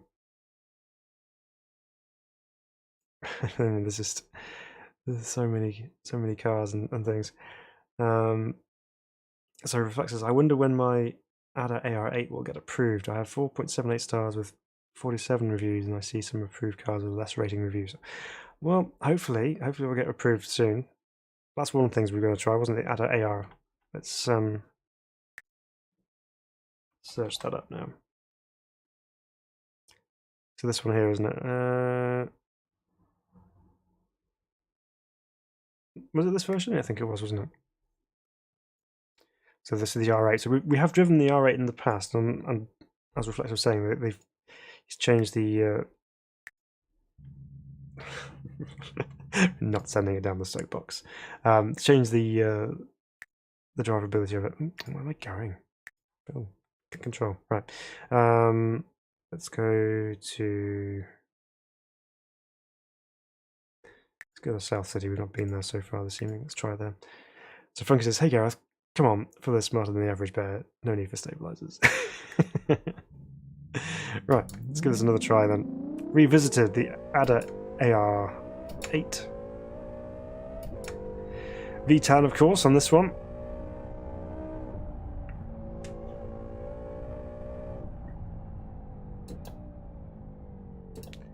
down through the gears. Conscious of the hard walls around here. Just run the short circuit here at South City to start off with. Test it out over the bumps. And this, of course, is a road car. It's not a GT car or anything like that, so you need to be aware of that and its limitations.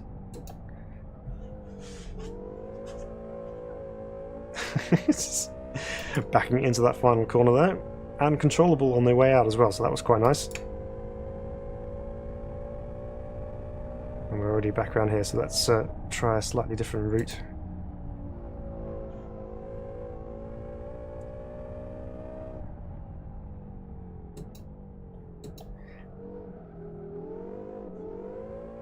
It's quite lively as well, isn't it, this one? Right, we'll go right here instead.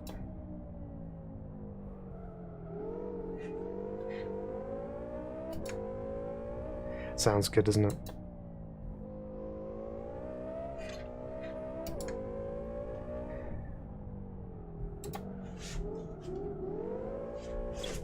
Oops, nearly judged it. Not quite.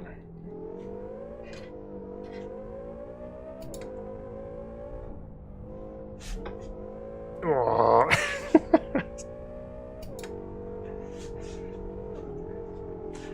Tires are getting cooked.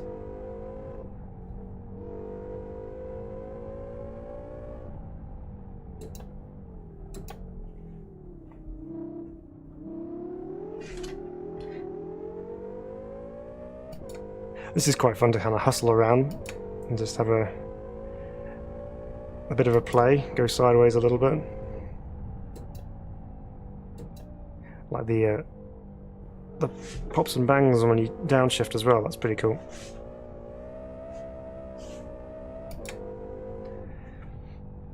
Yeah, it feels nice.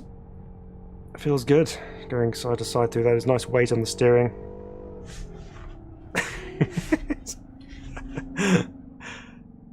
There's not too much tyre tread left on it either as well, so yeah, it's good. I like it. Right. Let's see, what else we got? Oh, IndyCar, that's right, yes. Oop, don't lose it, Phil. This is the Raybeam sorry, F97. This is one that was mentioned earlier on from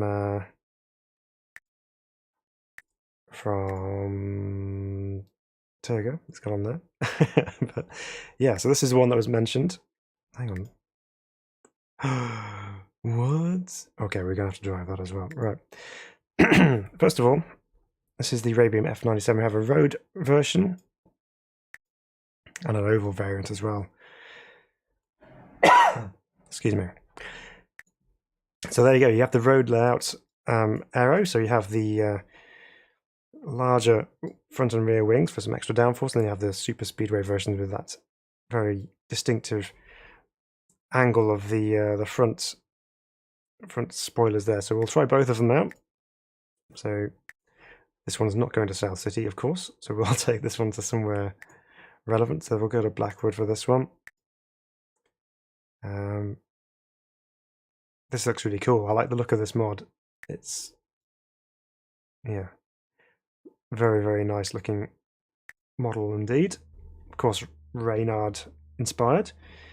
Right, let's see.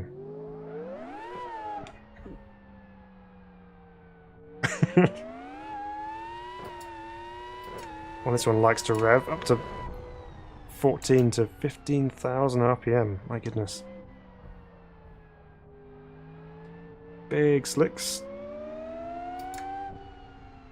Is this one supposedly running on H-button? I wonder. No.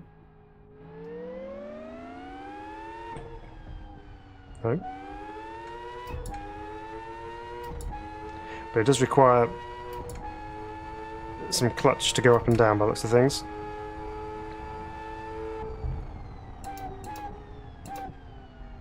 You can hear it echoing off around the course here, and it's bouncing off all the walls.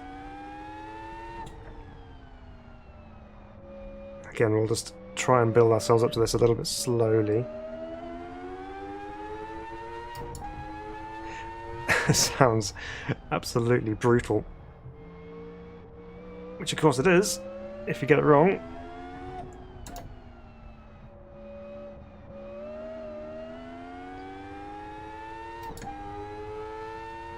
Super quick in a straight line as well. This is approaching 175 miles an hour into the braking point for turn 1.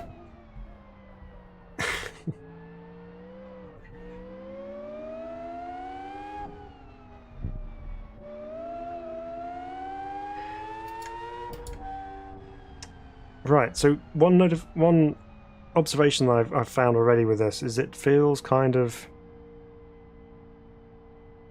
It doesn't feel quite as tight in the middle part of the steering, so from here to... yeah, so around like that, the steering feels kind of loose, but then you get beyond that, so let's turn to here. Yeah, it feels like it's got more weight the further you turn the wheel, which I guess is true when you got some massive slicks like that to be hauling around, but I guess I'd almost feel like it would have a little bit more... what's the word? It's just a little bit more direct in the middle of the steering. Because it feels like there's not much there, but it's only a very minor notification. I mean, you can obviously drive through it, it's all good. Just something to bear in mind if you're going to drive this car, that it's going to feel like that. At the current state anyway, it might change, but... Right, let's just enjoy driving this thing for the time being, because it's actually pretty fun. So Martin, hey Martin, says... Yeah, either move weight distribution back or maybe just 20 millimeters wider in the rear.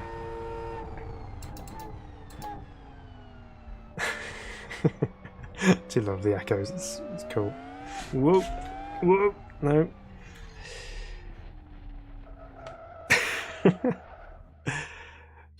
Okay, well that's pretty fun actually. I mean,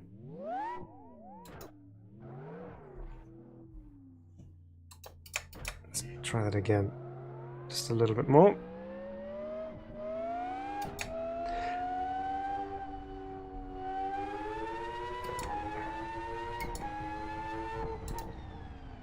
Just have to lift on the upshifts. So you don't necessarily have to use the clutch. Just a lift would suffice.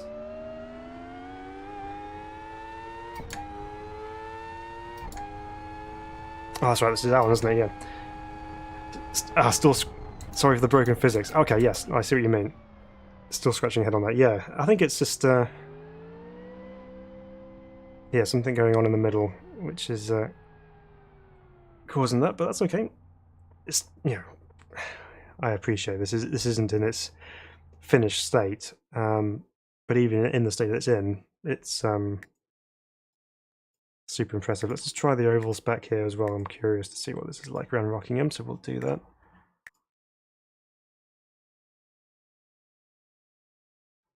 Okay.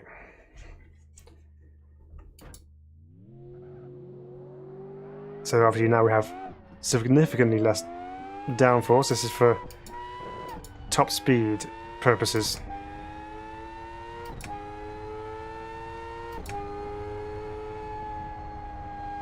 So the Rockingham Oval, it's not really an oval. It also has some very solid walls. Let's get a fresh car, shall we? So that's interesting to know, because we've driven the IndyCars, very similar IndyCars to this, in AMS2, and driving around Indy itself, the car felt very loose on turn-in, and that's kind of what it did there as well. So let's see if we can tame that.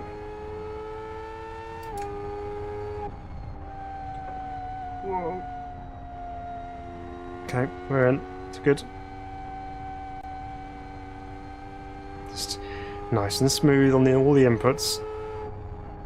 No sudden movements.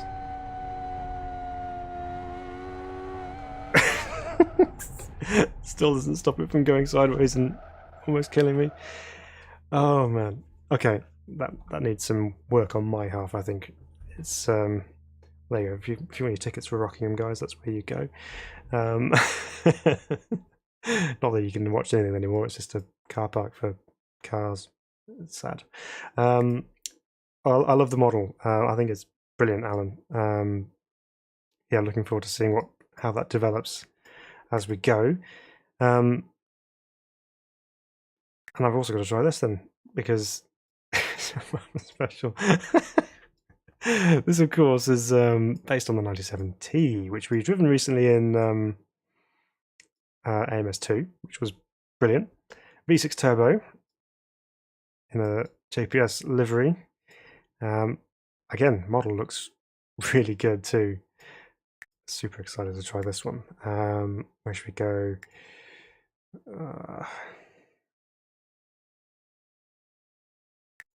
Let's do Fernbait. Actually, no, we better give it a proper circuit, hadn't we, I suppose. Let's go here.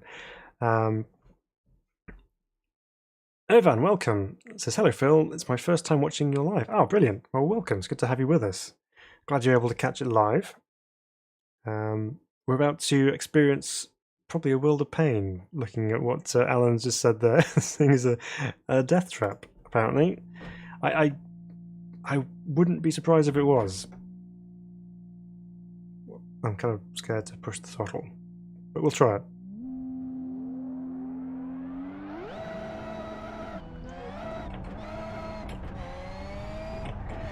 I'm guessing this is on full boost permanently.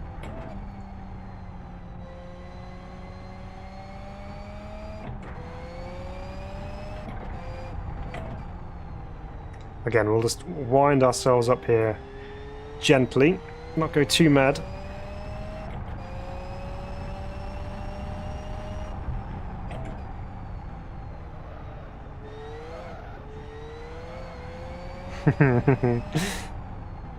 Okay.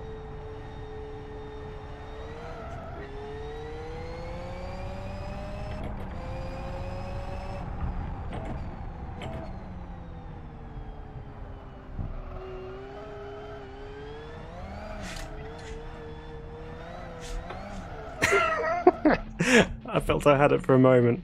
A brief split second I thought I had that. But no.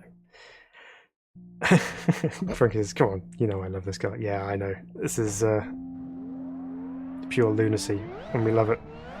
I also love how this particular version of the 98T or 97T has a clock on the Digidash, so you know what time it is when you're going around in the Grand Prix.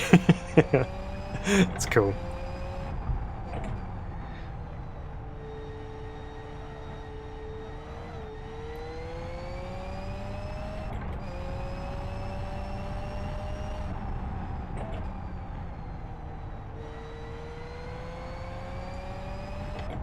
I think as long as you're respectful on the throttle,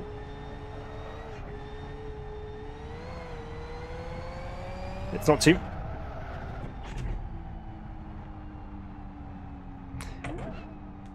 That'll be a note to myself, never say anything. That's where we were unstuck last time.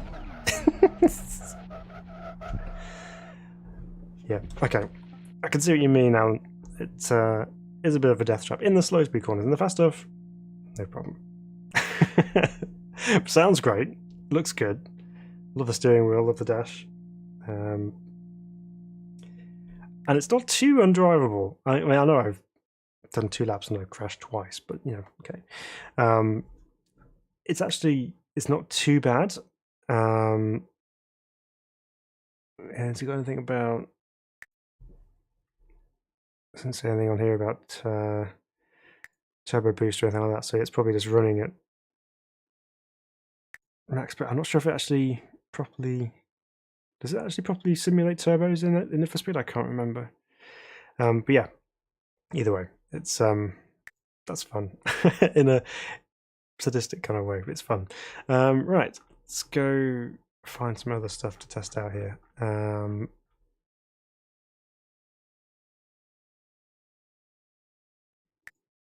Okay, let's try this. This is the Reliant Mark 1 light bar. The weight reduced one with no doors, very nice. And an off-road edition with knobbly tyres and some fuel cans and various other things on the roof and a winch. We'll try the default one for now. And yeah. See if we can survive a lap with this one. So Funky says, oh, hang on, so get it up. Oh, I don't quite see what that was there. Use a drag strip with the, hang on. Bear with me one moment, it's going to try and see if I can catch up with what it says. So, okay, Martin says, please, when driving for lots of GT, try the launch control setup. It's like modern car, fast under 3 seconds to 60 with only 460 brake. But that's set up only for drag setup. Right, okay, gotcha. So I didn't want to miss that because it's kind of scrolled out of my my heads-up display here, so I couldn't see what that said. Turbo kicked in. Yeah, it did, didn't it? Big time. Hey, first in sim racing, by the way. Good to see you. Oh, our engine's died. Joachim's here as well. Your man was special. Yeah, that's brilliant. Very clever. Let's turn our force down a little bit here. So, this is, of course, a Reliant Robin with 3 wheels. Interior looks pretty cool. I quite like the radio in the middle of the dash there. I'm not sure how much of that you can see because of where my camera is on the stream, but you have a nice AM radio with a couple of dials and a cassette input there as well. Very nice. Okay, so let's see how long it takes for me to upend this particular car. See if we can make it roll number 3 for the evening. It's not particularly quick as you'd expect. Thankfully the bodywork saved us. Let's see if we can get out of the gravel. Come on. Give me some revs. Okay, we're good. Come on, Rodney. Martin says, put your hands up when you roll. Woo! First, this is more of a death trap than 80s Tower F1. 2 very different death traps for very different reasons. Whoa, steady, steady, steady, steady. It's actually remarkably stable, even though we are going up on 2 wheels rather than 3. But when you do go up on 2 wheels, it's got some protection to stop you from completely rolling over.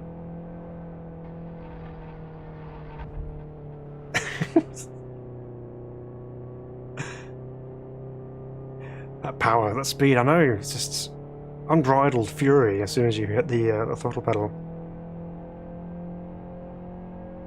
So much speed that you almost rolled. Right, what are the brakes like? We actually have to use them. Okay, because of the bodywork getting in the way here, I'm going to actually try and roll this. I'm just going to turn the feedback down a little bit because it's quite strong. Let's purposely try and do that. I wonder how long we can keep it on 2 wheels. Ooh. So the next corner coming up, I'm going to give it way too much steering and see what happens. Asbestos wheel arches are the key. Ah, that's what it is. Okay.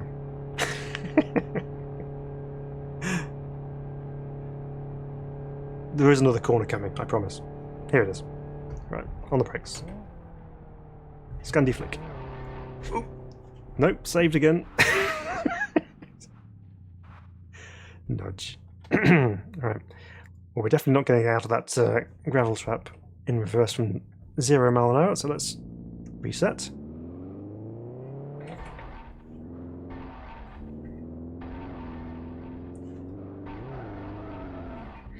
Just roll! Why won't you roll? Okay.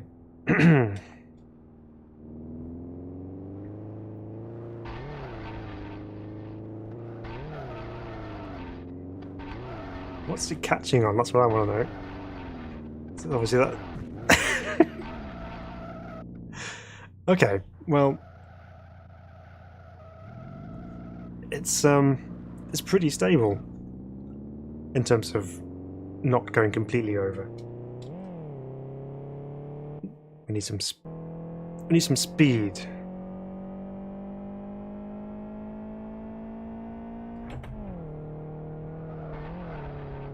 Nope. Even that.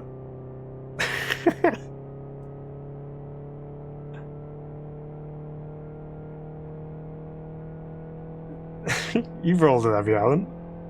Please share your tips on how to do so, because at the moment it's seeming very difficult. Maybe it's an additional cornering device and you can actually get around the corners. Drift this thing. I'll do my best. I don't think it has the power, but we'll try.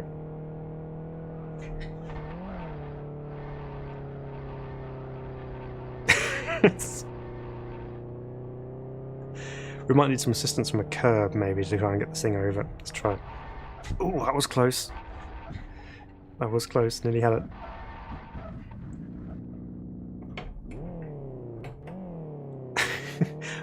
We've taken some of the bodywork away on the front there. That's a sneaky tactic there. So that means next time when we go up on two wheels, turning right, no, left, we might have a chance of rolling it because there's less there to keep us on our two wheels. Maybe. Nope. Still doesn't want to go. What we need is somewhere that has some sausage curbs.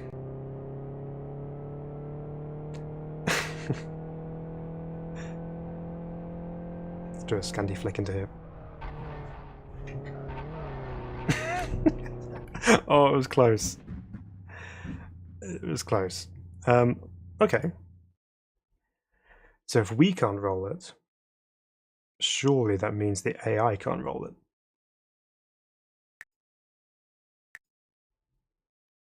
Only one way to find out, guys. Right, so let's find it. Where's it gone? There it is. And love the livery options, very nice. Maybe if we try the off-road edition, that might help. No, we'll do that. Right, let's add some AI drivers. If we can't do that because we want to use Fern Bay for high curbs. That's a good plan. Right, let's do that. Let's do the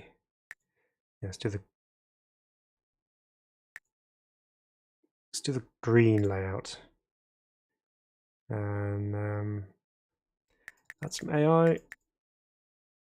We'll go towards the back. There we go. Add a few more AI. Okay, so if we can't roll it, will the AI roll it? Let's find out. I've been thinking doing counter-steering like on a bike work. Does it work? I don't know. I'll have to try it. Alexi Design, welcome. It says, hi, I'm an author of the N400S GT, the original one. Ah, okay. Glad you like the mod. Yeah, I do. It's very, very good. Nice quality mod. Brilliant stuff. Good work. Jonathan Palmer's here, says, use Firm Bay for high curbs, and says, having race-directed many FE races, yep, flips aplenty. Ah, good. Good. Well, we'll try and do some of that. Here we go, then. Oop.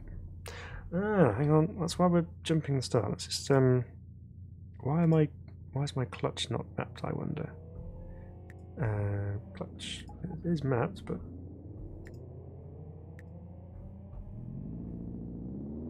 no, it doesn't like it. Alright, let's just restart that then. We'll go again.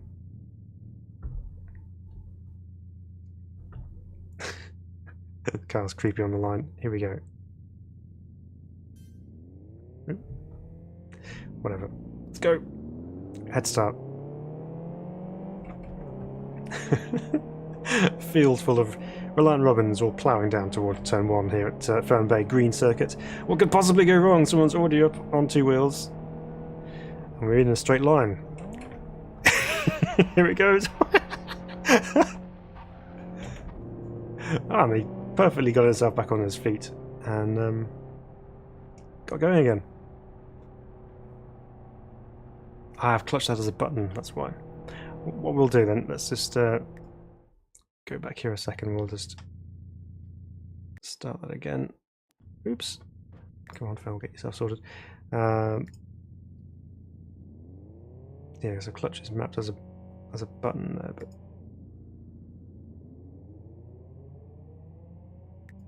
can we clear that? How do we clear?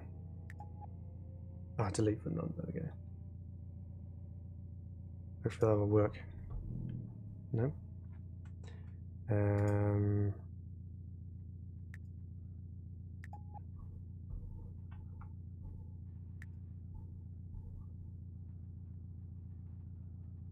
Oh, yeah, that's it.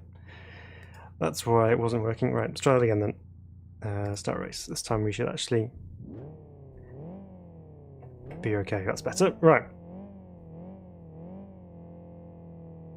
Get a flying start this time on our Reliant Robin.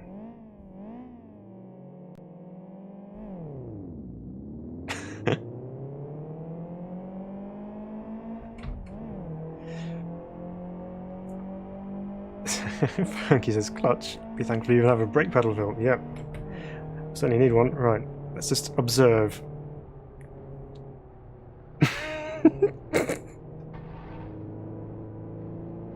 Oops. Oh, he didn't quite make it back onto his wheels that time.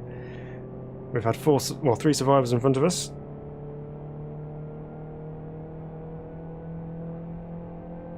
Right. It's the alternative line to that everyone's taking. Forcibly. Right. Now we have some curbs. Let's see if we can actually get this thing upended. Oh, I've got one in my mirror there. There he is. Quick chicane through here. Let's just nail one of those curbs. No.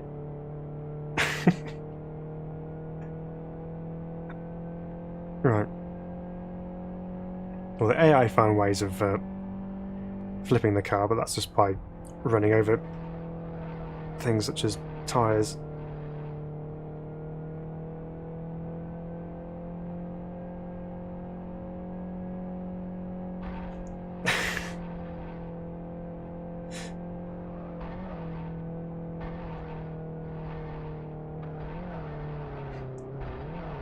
Come on.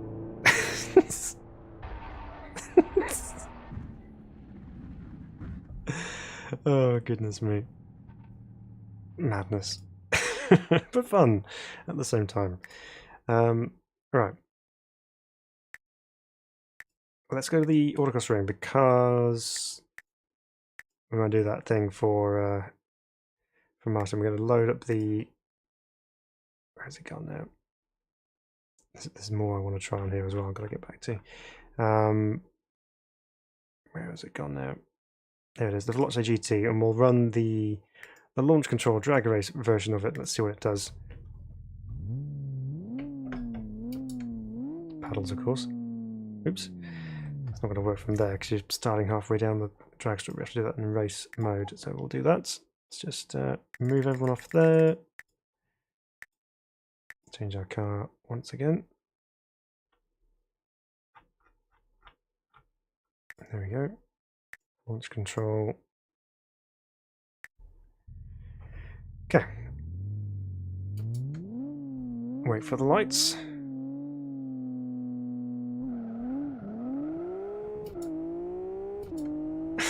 Very nice. So the traction controllers kind of gave it a little bit of a helping hand off the line there. It's 11.07 for the Veloce GT. Not bad. Not bad for a standing quarter.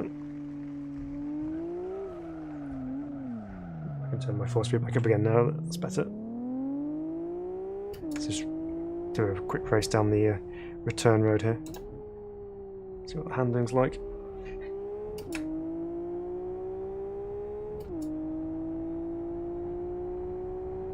little chicane coming up here.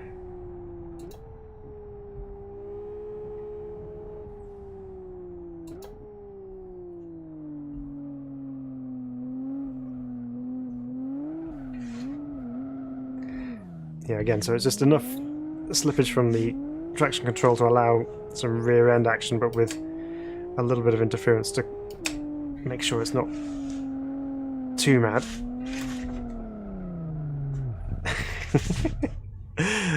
Alright. Now go drive the track setup, he says. Right, we'll try that. And get ourselves a suitable track to drive that on as well. Okay, we'll go there and change the setup. Put the roof on. Right. See what the launch is like now. Oops.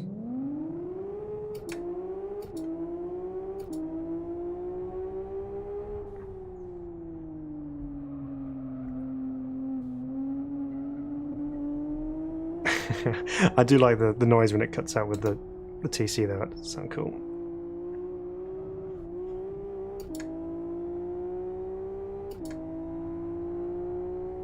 So Martin says it's locked, and it's locked differential for launch max attack. Okay, yeah, so it's locked diff. Ooh, stop.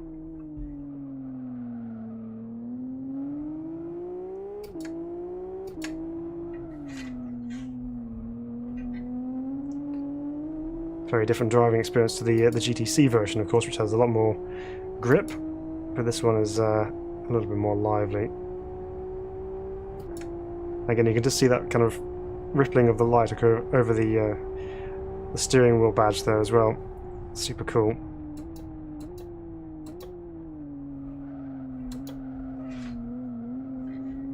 Too quick into there. And again, the Reliant Robin's ruined me. Not expecting all this power.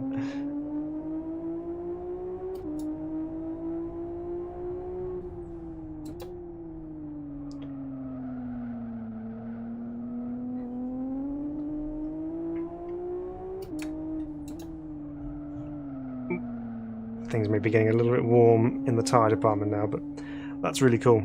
That's nice to drive as well, in a different way. So it's obviously the GTC one is really grippy and like a race car. This is a little bit more lively. It's less power. Oh, sorry, it's less grippy, but still has the same power. So it's a bit mad but fun.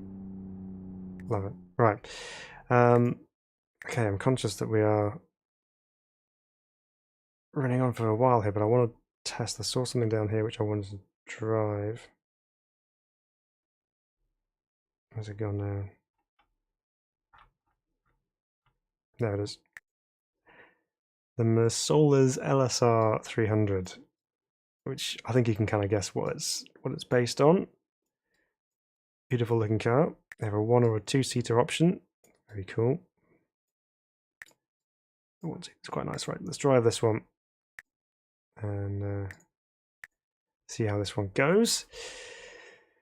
Right. Nice wooden steering wheel, of course. Sweeping bodywork. I'm getting the old time second penalty issue from jumping from race into hot lap mode again, so I have to wait for the lights to count down and then we can go. Right, there we go. So this should have a nice rumbly V8, which of course it does seem like it does.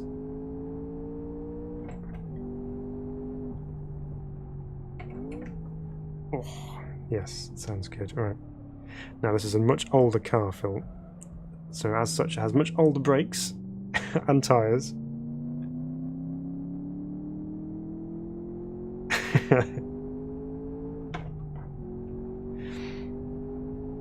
So everyone says, yes, GTC are aero-dependent since it's built for a track-only car.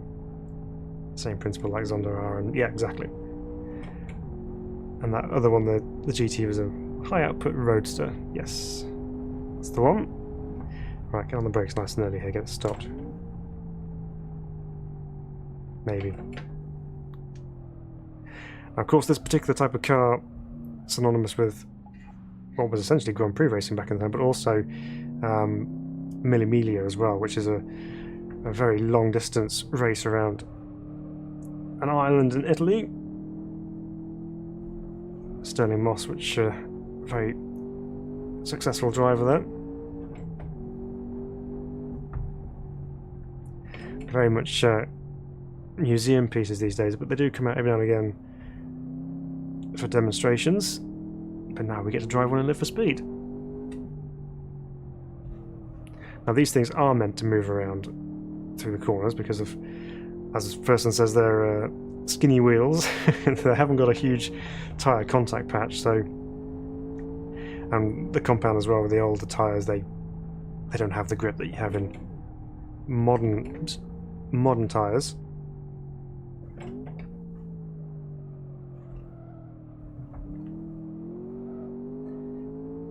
So it means that you get a little bit of sideways action, which is usually pretty fun. So they allow for a degree of slippage.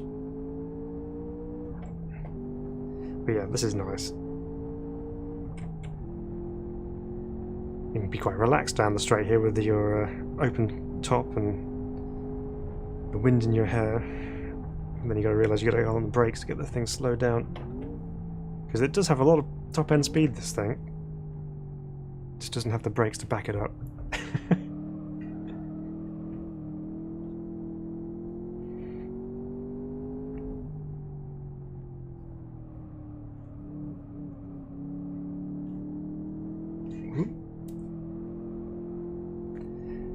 But it does handle very nicely as well.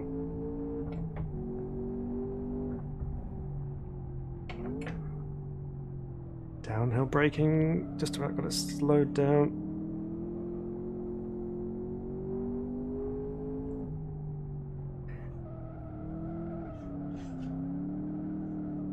It's nice, isn't it? It's just, you can just lean on the tyres and it'll just soak up all that lateral movement, and yeah, just put a smile on your face. It's great fun.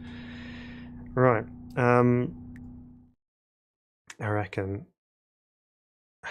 unfortunately, with so many cars to test, we just run out of time. So there's one more thing that we want to try and do here.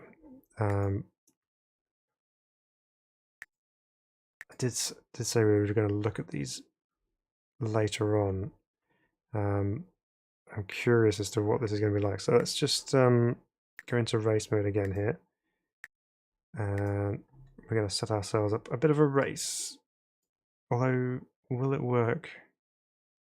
I'm not sure whether they do AI lines on Rallycross or not. Possibly not. So we might just have to drive some of these. So let's find one of these RX Sweden cars and just give it a try. So we have Hyundai's, Skoda's, Audi S1s. I think it's a Kia of some sort, or a Colt maybe. And there's other ones up here as well. There's a 208 and a Volvo. I'm going to go with the Volvo because that's pretty cool. So let's see what it does.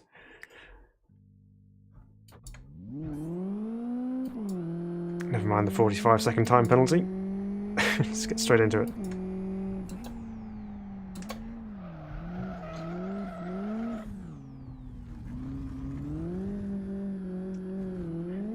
Onto the Rallycross circuit here at Blackwood. Didn't check if this was front or four-wheel drive or rear-wheel drive, but I'm pretty sure by the feel of it, it almost feels front-wheel drive, but I'll have to double-check that.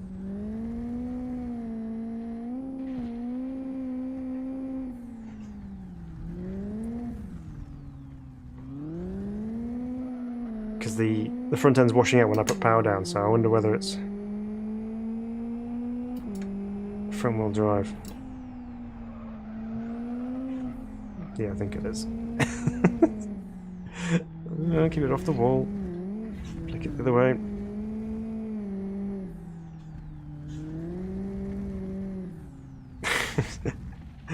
It's just mad backwards and forwards. They look cool. I like the look of rallycross cars and things. What is it? Does it say? No, it's supposed to be four-wheel drive. Okay, interesting. Right.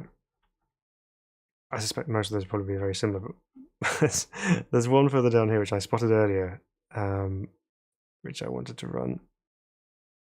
Oh, someone said test the meat wagon. Oh no, I got to test that one as well. Right. Where is he? Here it is. This is the box off-road. Let's put the driver in. Can't see him. Oops. So here we go.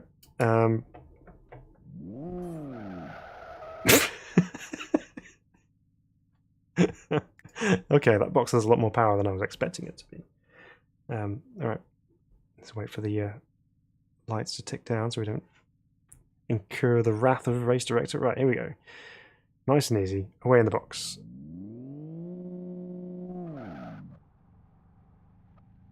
Get back on track. This is a very quick box. It's also very tall, so I don't know what the stability is going to be like through the corners. It has a gearbox.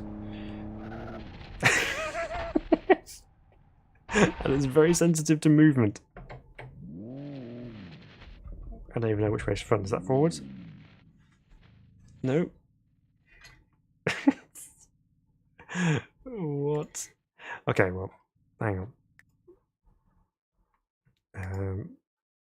Let's go hot lapping, and we'll go to the test that we all need to do on this particular occasion. It's the soapbox test.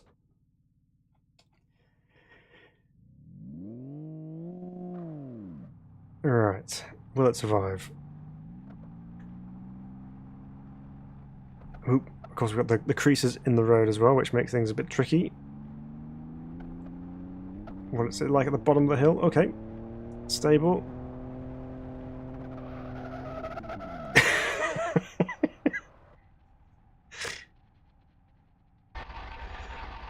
I mean, again, just encapsulates the variety that you have available in Live for Speed in terms of vehicular fun. Right. Right. Let's go back to West Hill again. We've got to try the meat wagon next, I believe. So let's go here and go up from there, because I'm pretty sure it was... Where was it? There it is. So this is kind of similar to the Caddy, I suppose, but with a... Oh, yeah, okay. I see why the name now. Now, if this is going to be anything like the Paddy, our passenger's going to be in for a wild ride here.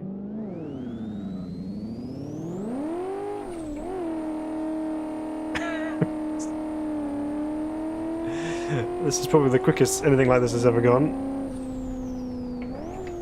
Sounds awesome, though.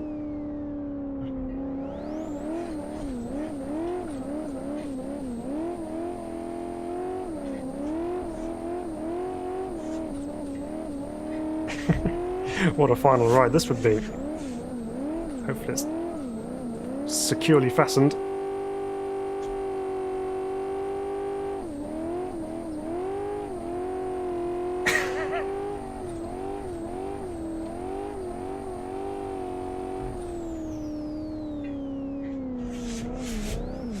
Uh-oh.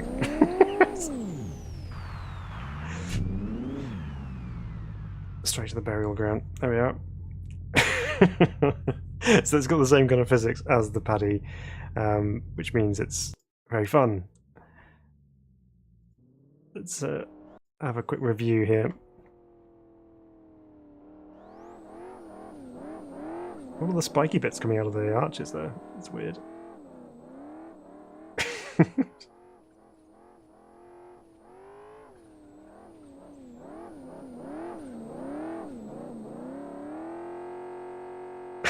It's just so fun. It's so easy to just hold sideways as well.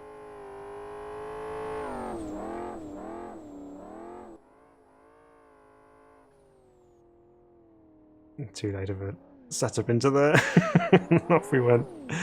Oh man. fun. I'm kind of blasting through some of these because there's so many.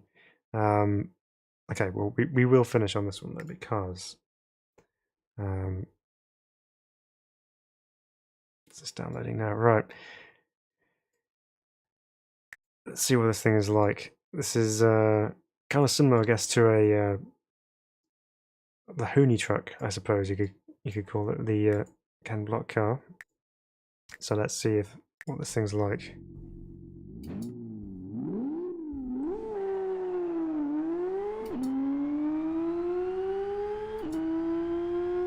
Trying to place that sound. It's not the sound I was expecting to have from the bonnet, but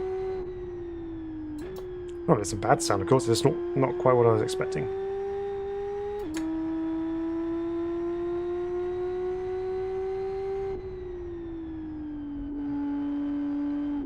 It's a little tighter on the old steering this on. It's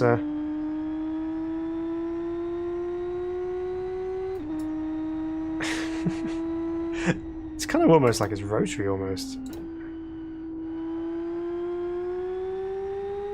But it wouldn't be with that kind of scoop coming out the bonnet like that. Now, it should be light on the rear end, which means it should be quite lively, which it seems to be.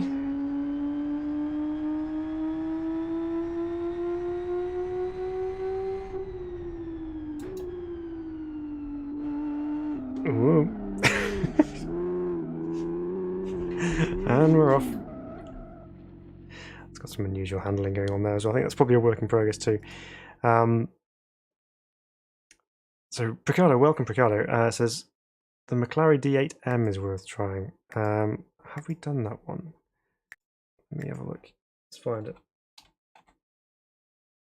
Yes, we have driven that one in the past. That one is very good. That one, I do like that one. It's pretty cool. Right, okay, let's see. Is there anything else that we've missed that absolutely needs to be tested, or can we save it for the next one? Just a quick scroll through.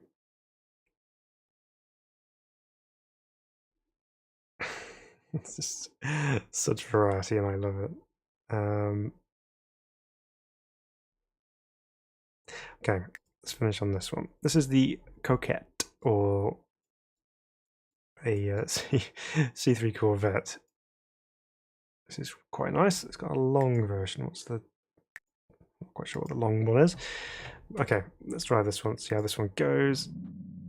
Oh, Alan says, I also gave you access to the TS010 if you want to give that a go. Okay, I will test that one out.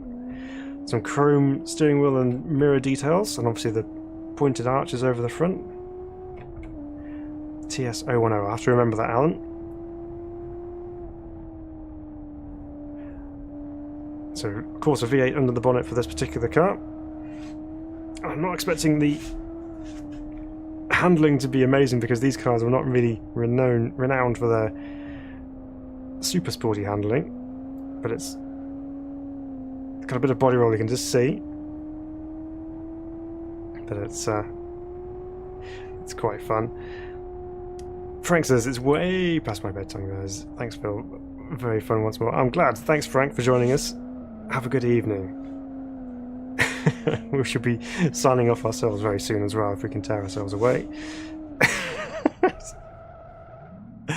Oh man. Okay, let's go find that TS010 then. So we can give that a try. And then I promise that will be the last one. Oh. It doesn't appear to be there. If I give that a refresh, maybe just try it again.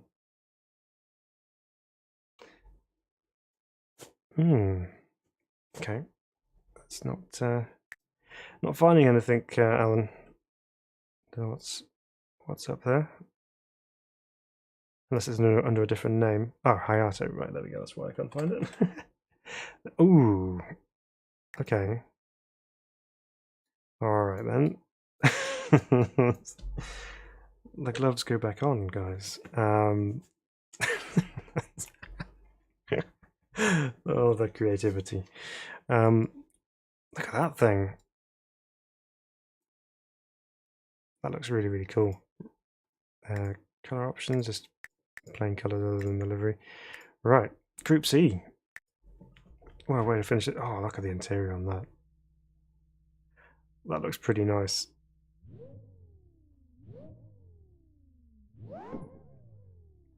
Sounds pretty good too. Right, love the details on the inside though. Lots of stickers all over the dash with the buttons and switches, etc. The digi-dash as well, which works.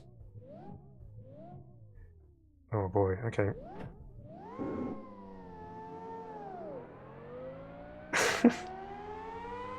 Are you kidding me, Alan?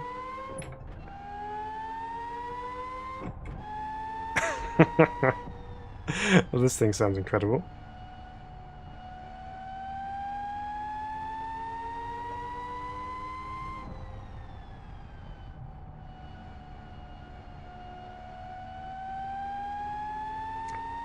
Hey Fi, it says, I'm currently creating a Ferrari F2004 livery for the new form of Firenzo mod.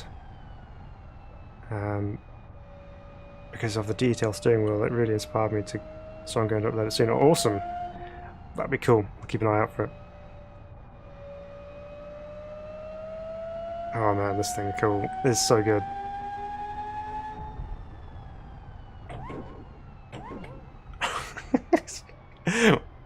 What's that revving up to? Nearly 14. Massive rear wing on the back as well. Oh, listen to that sing.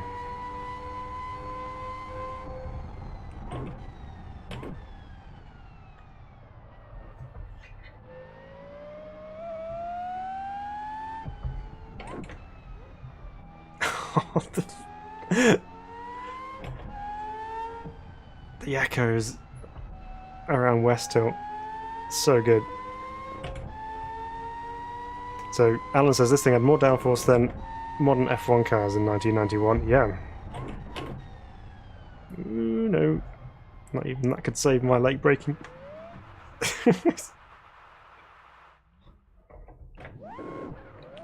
Ah, we're beached. Alright, let's go back.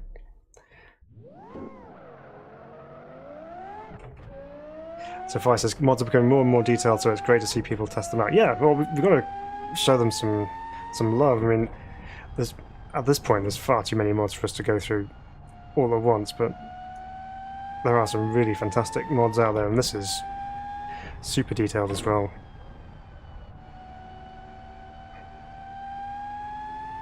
Physics-wise, it feels pretty good too, actually. You can feel the car load up through the corners.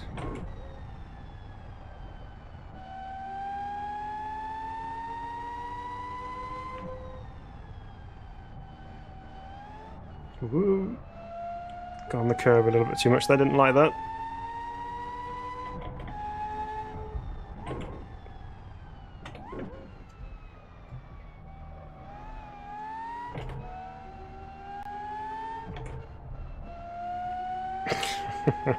This would take some practice to get quick at, but you'd have fun doing so, I think.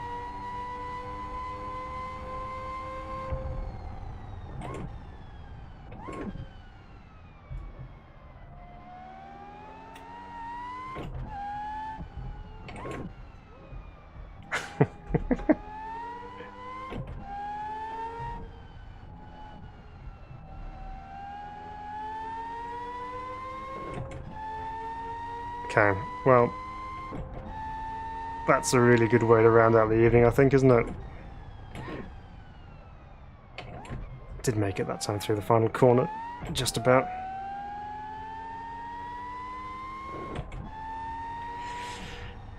Wow, that's really, really cool. That's quite an experience driving that thing. It just sounds so good, and you do have to hang on to it a little bit as well, so it's quite an involved drive, but it's very, very fun. For a moment I wasn't sure of the engine, because when you're in neutral there's no kind of sound, but when you start revving it then you get a little bit more information of what's going on there. But that's that's so cool. I love the carbon fibre around the dash as well, and the inside, it looks really, really nice. Yeah. Well, what a brilliant way to round that one out. That's been a good stream. There's been some incredible mods that we've been able to try this evening.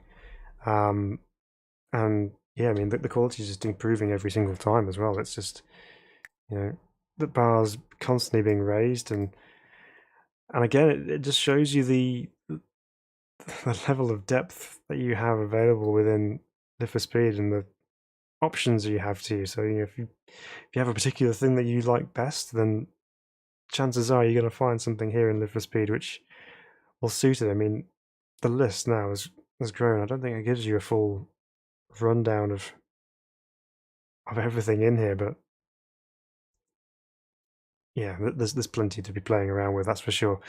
But yeah, that pretty much sums up for the evening. That's our evening of testing out the latest mods for Live for Speed. I do hope you enjoyed that. I certainly enjoyed that. It was some brilliant stuff. Thanks for your contributions. Thank you for your suggestions and your trust in allowing me to try the ones which aren't public yet. But I'm looking forward to when they are, so that people can enjoy those as well. There's some really good stuff coming. And great to see the direction of other mod teams coming into Live for Speed. So yeah, good times ahead, I'm sure. Yeah, looking forward to that. Well, I hope you enjoy the rest of your weekend. Thank you very much for joining me. If you have enjoyed seeing it, please do hit the like button, subscribe, all that wonderful stuff. But we'll see you in the next one, and very, very soon indeed, I hope. So yeah, take care of yourselves, and we'll see you next time.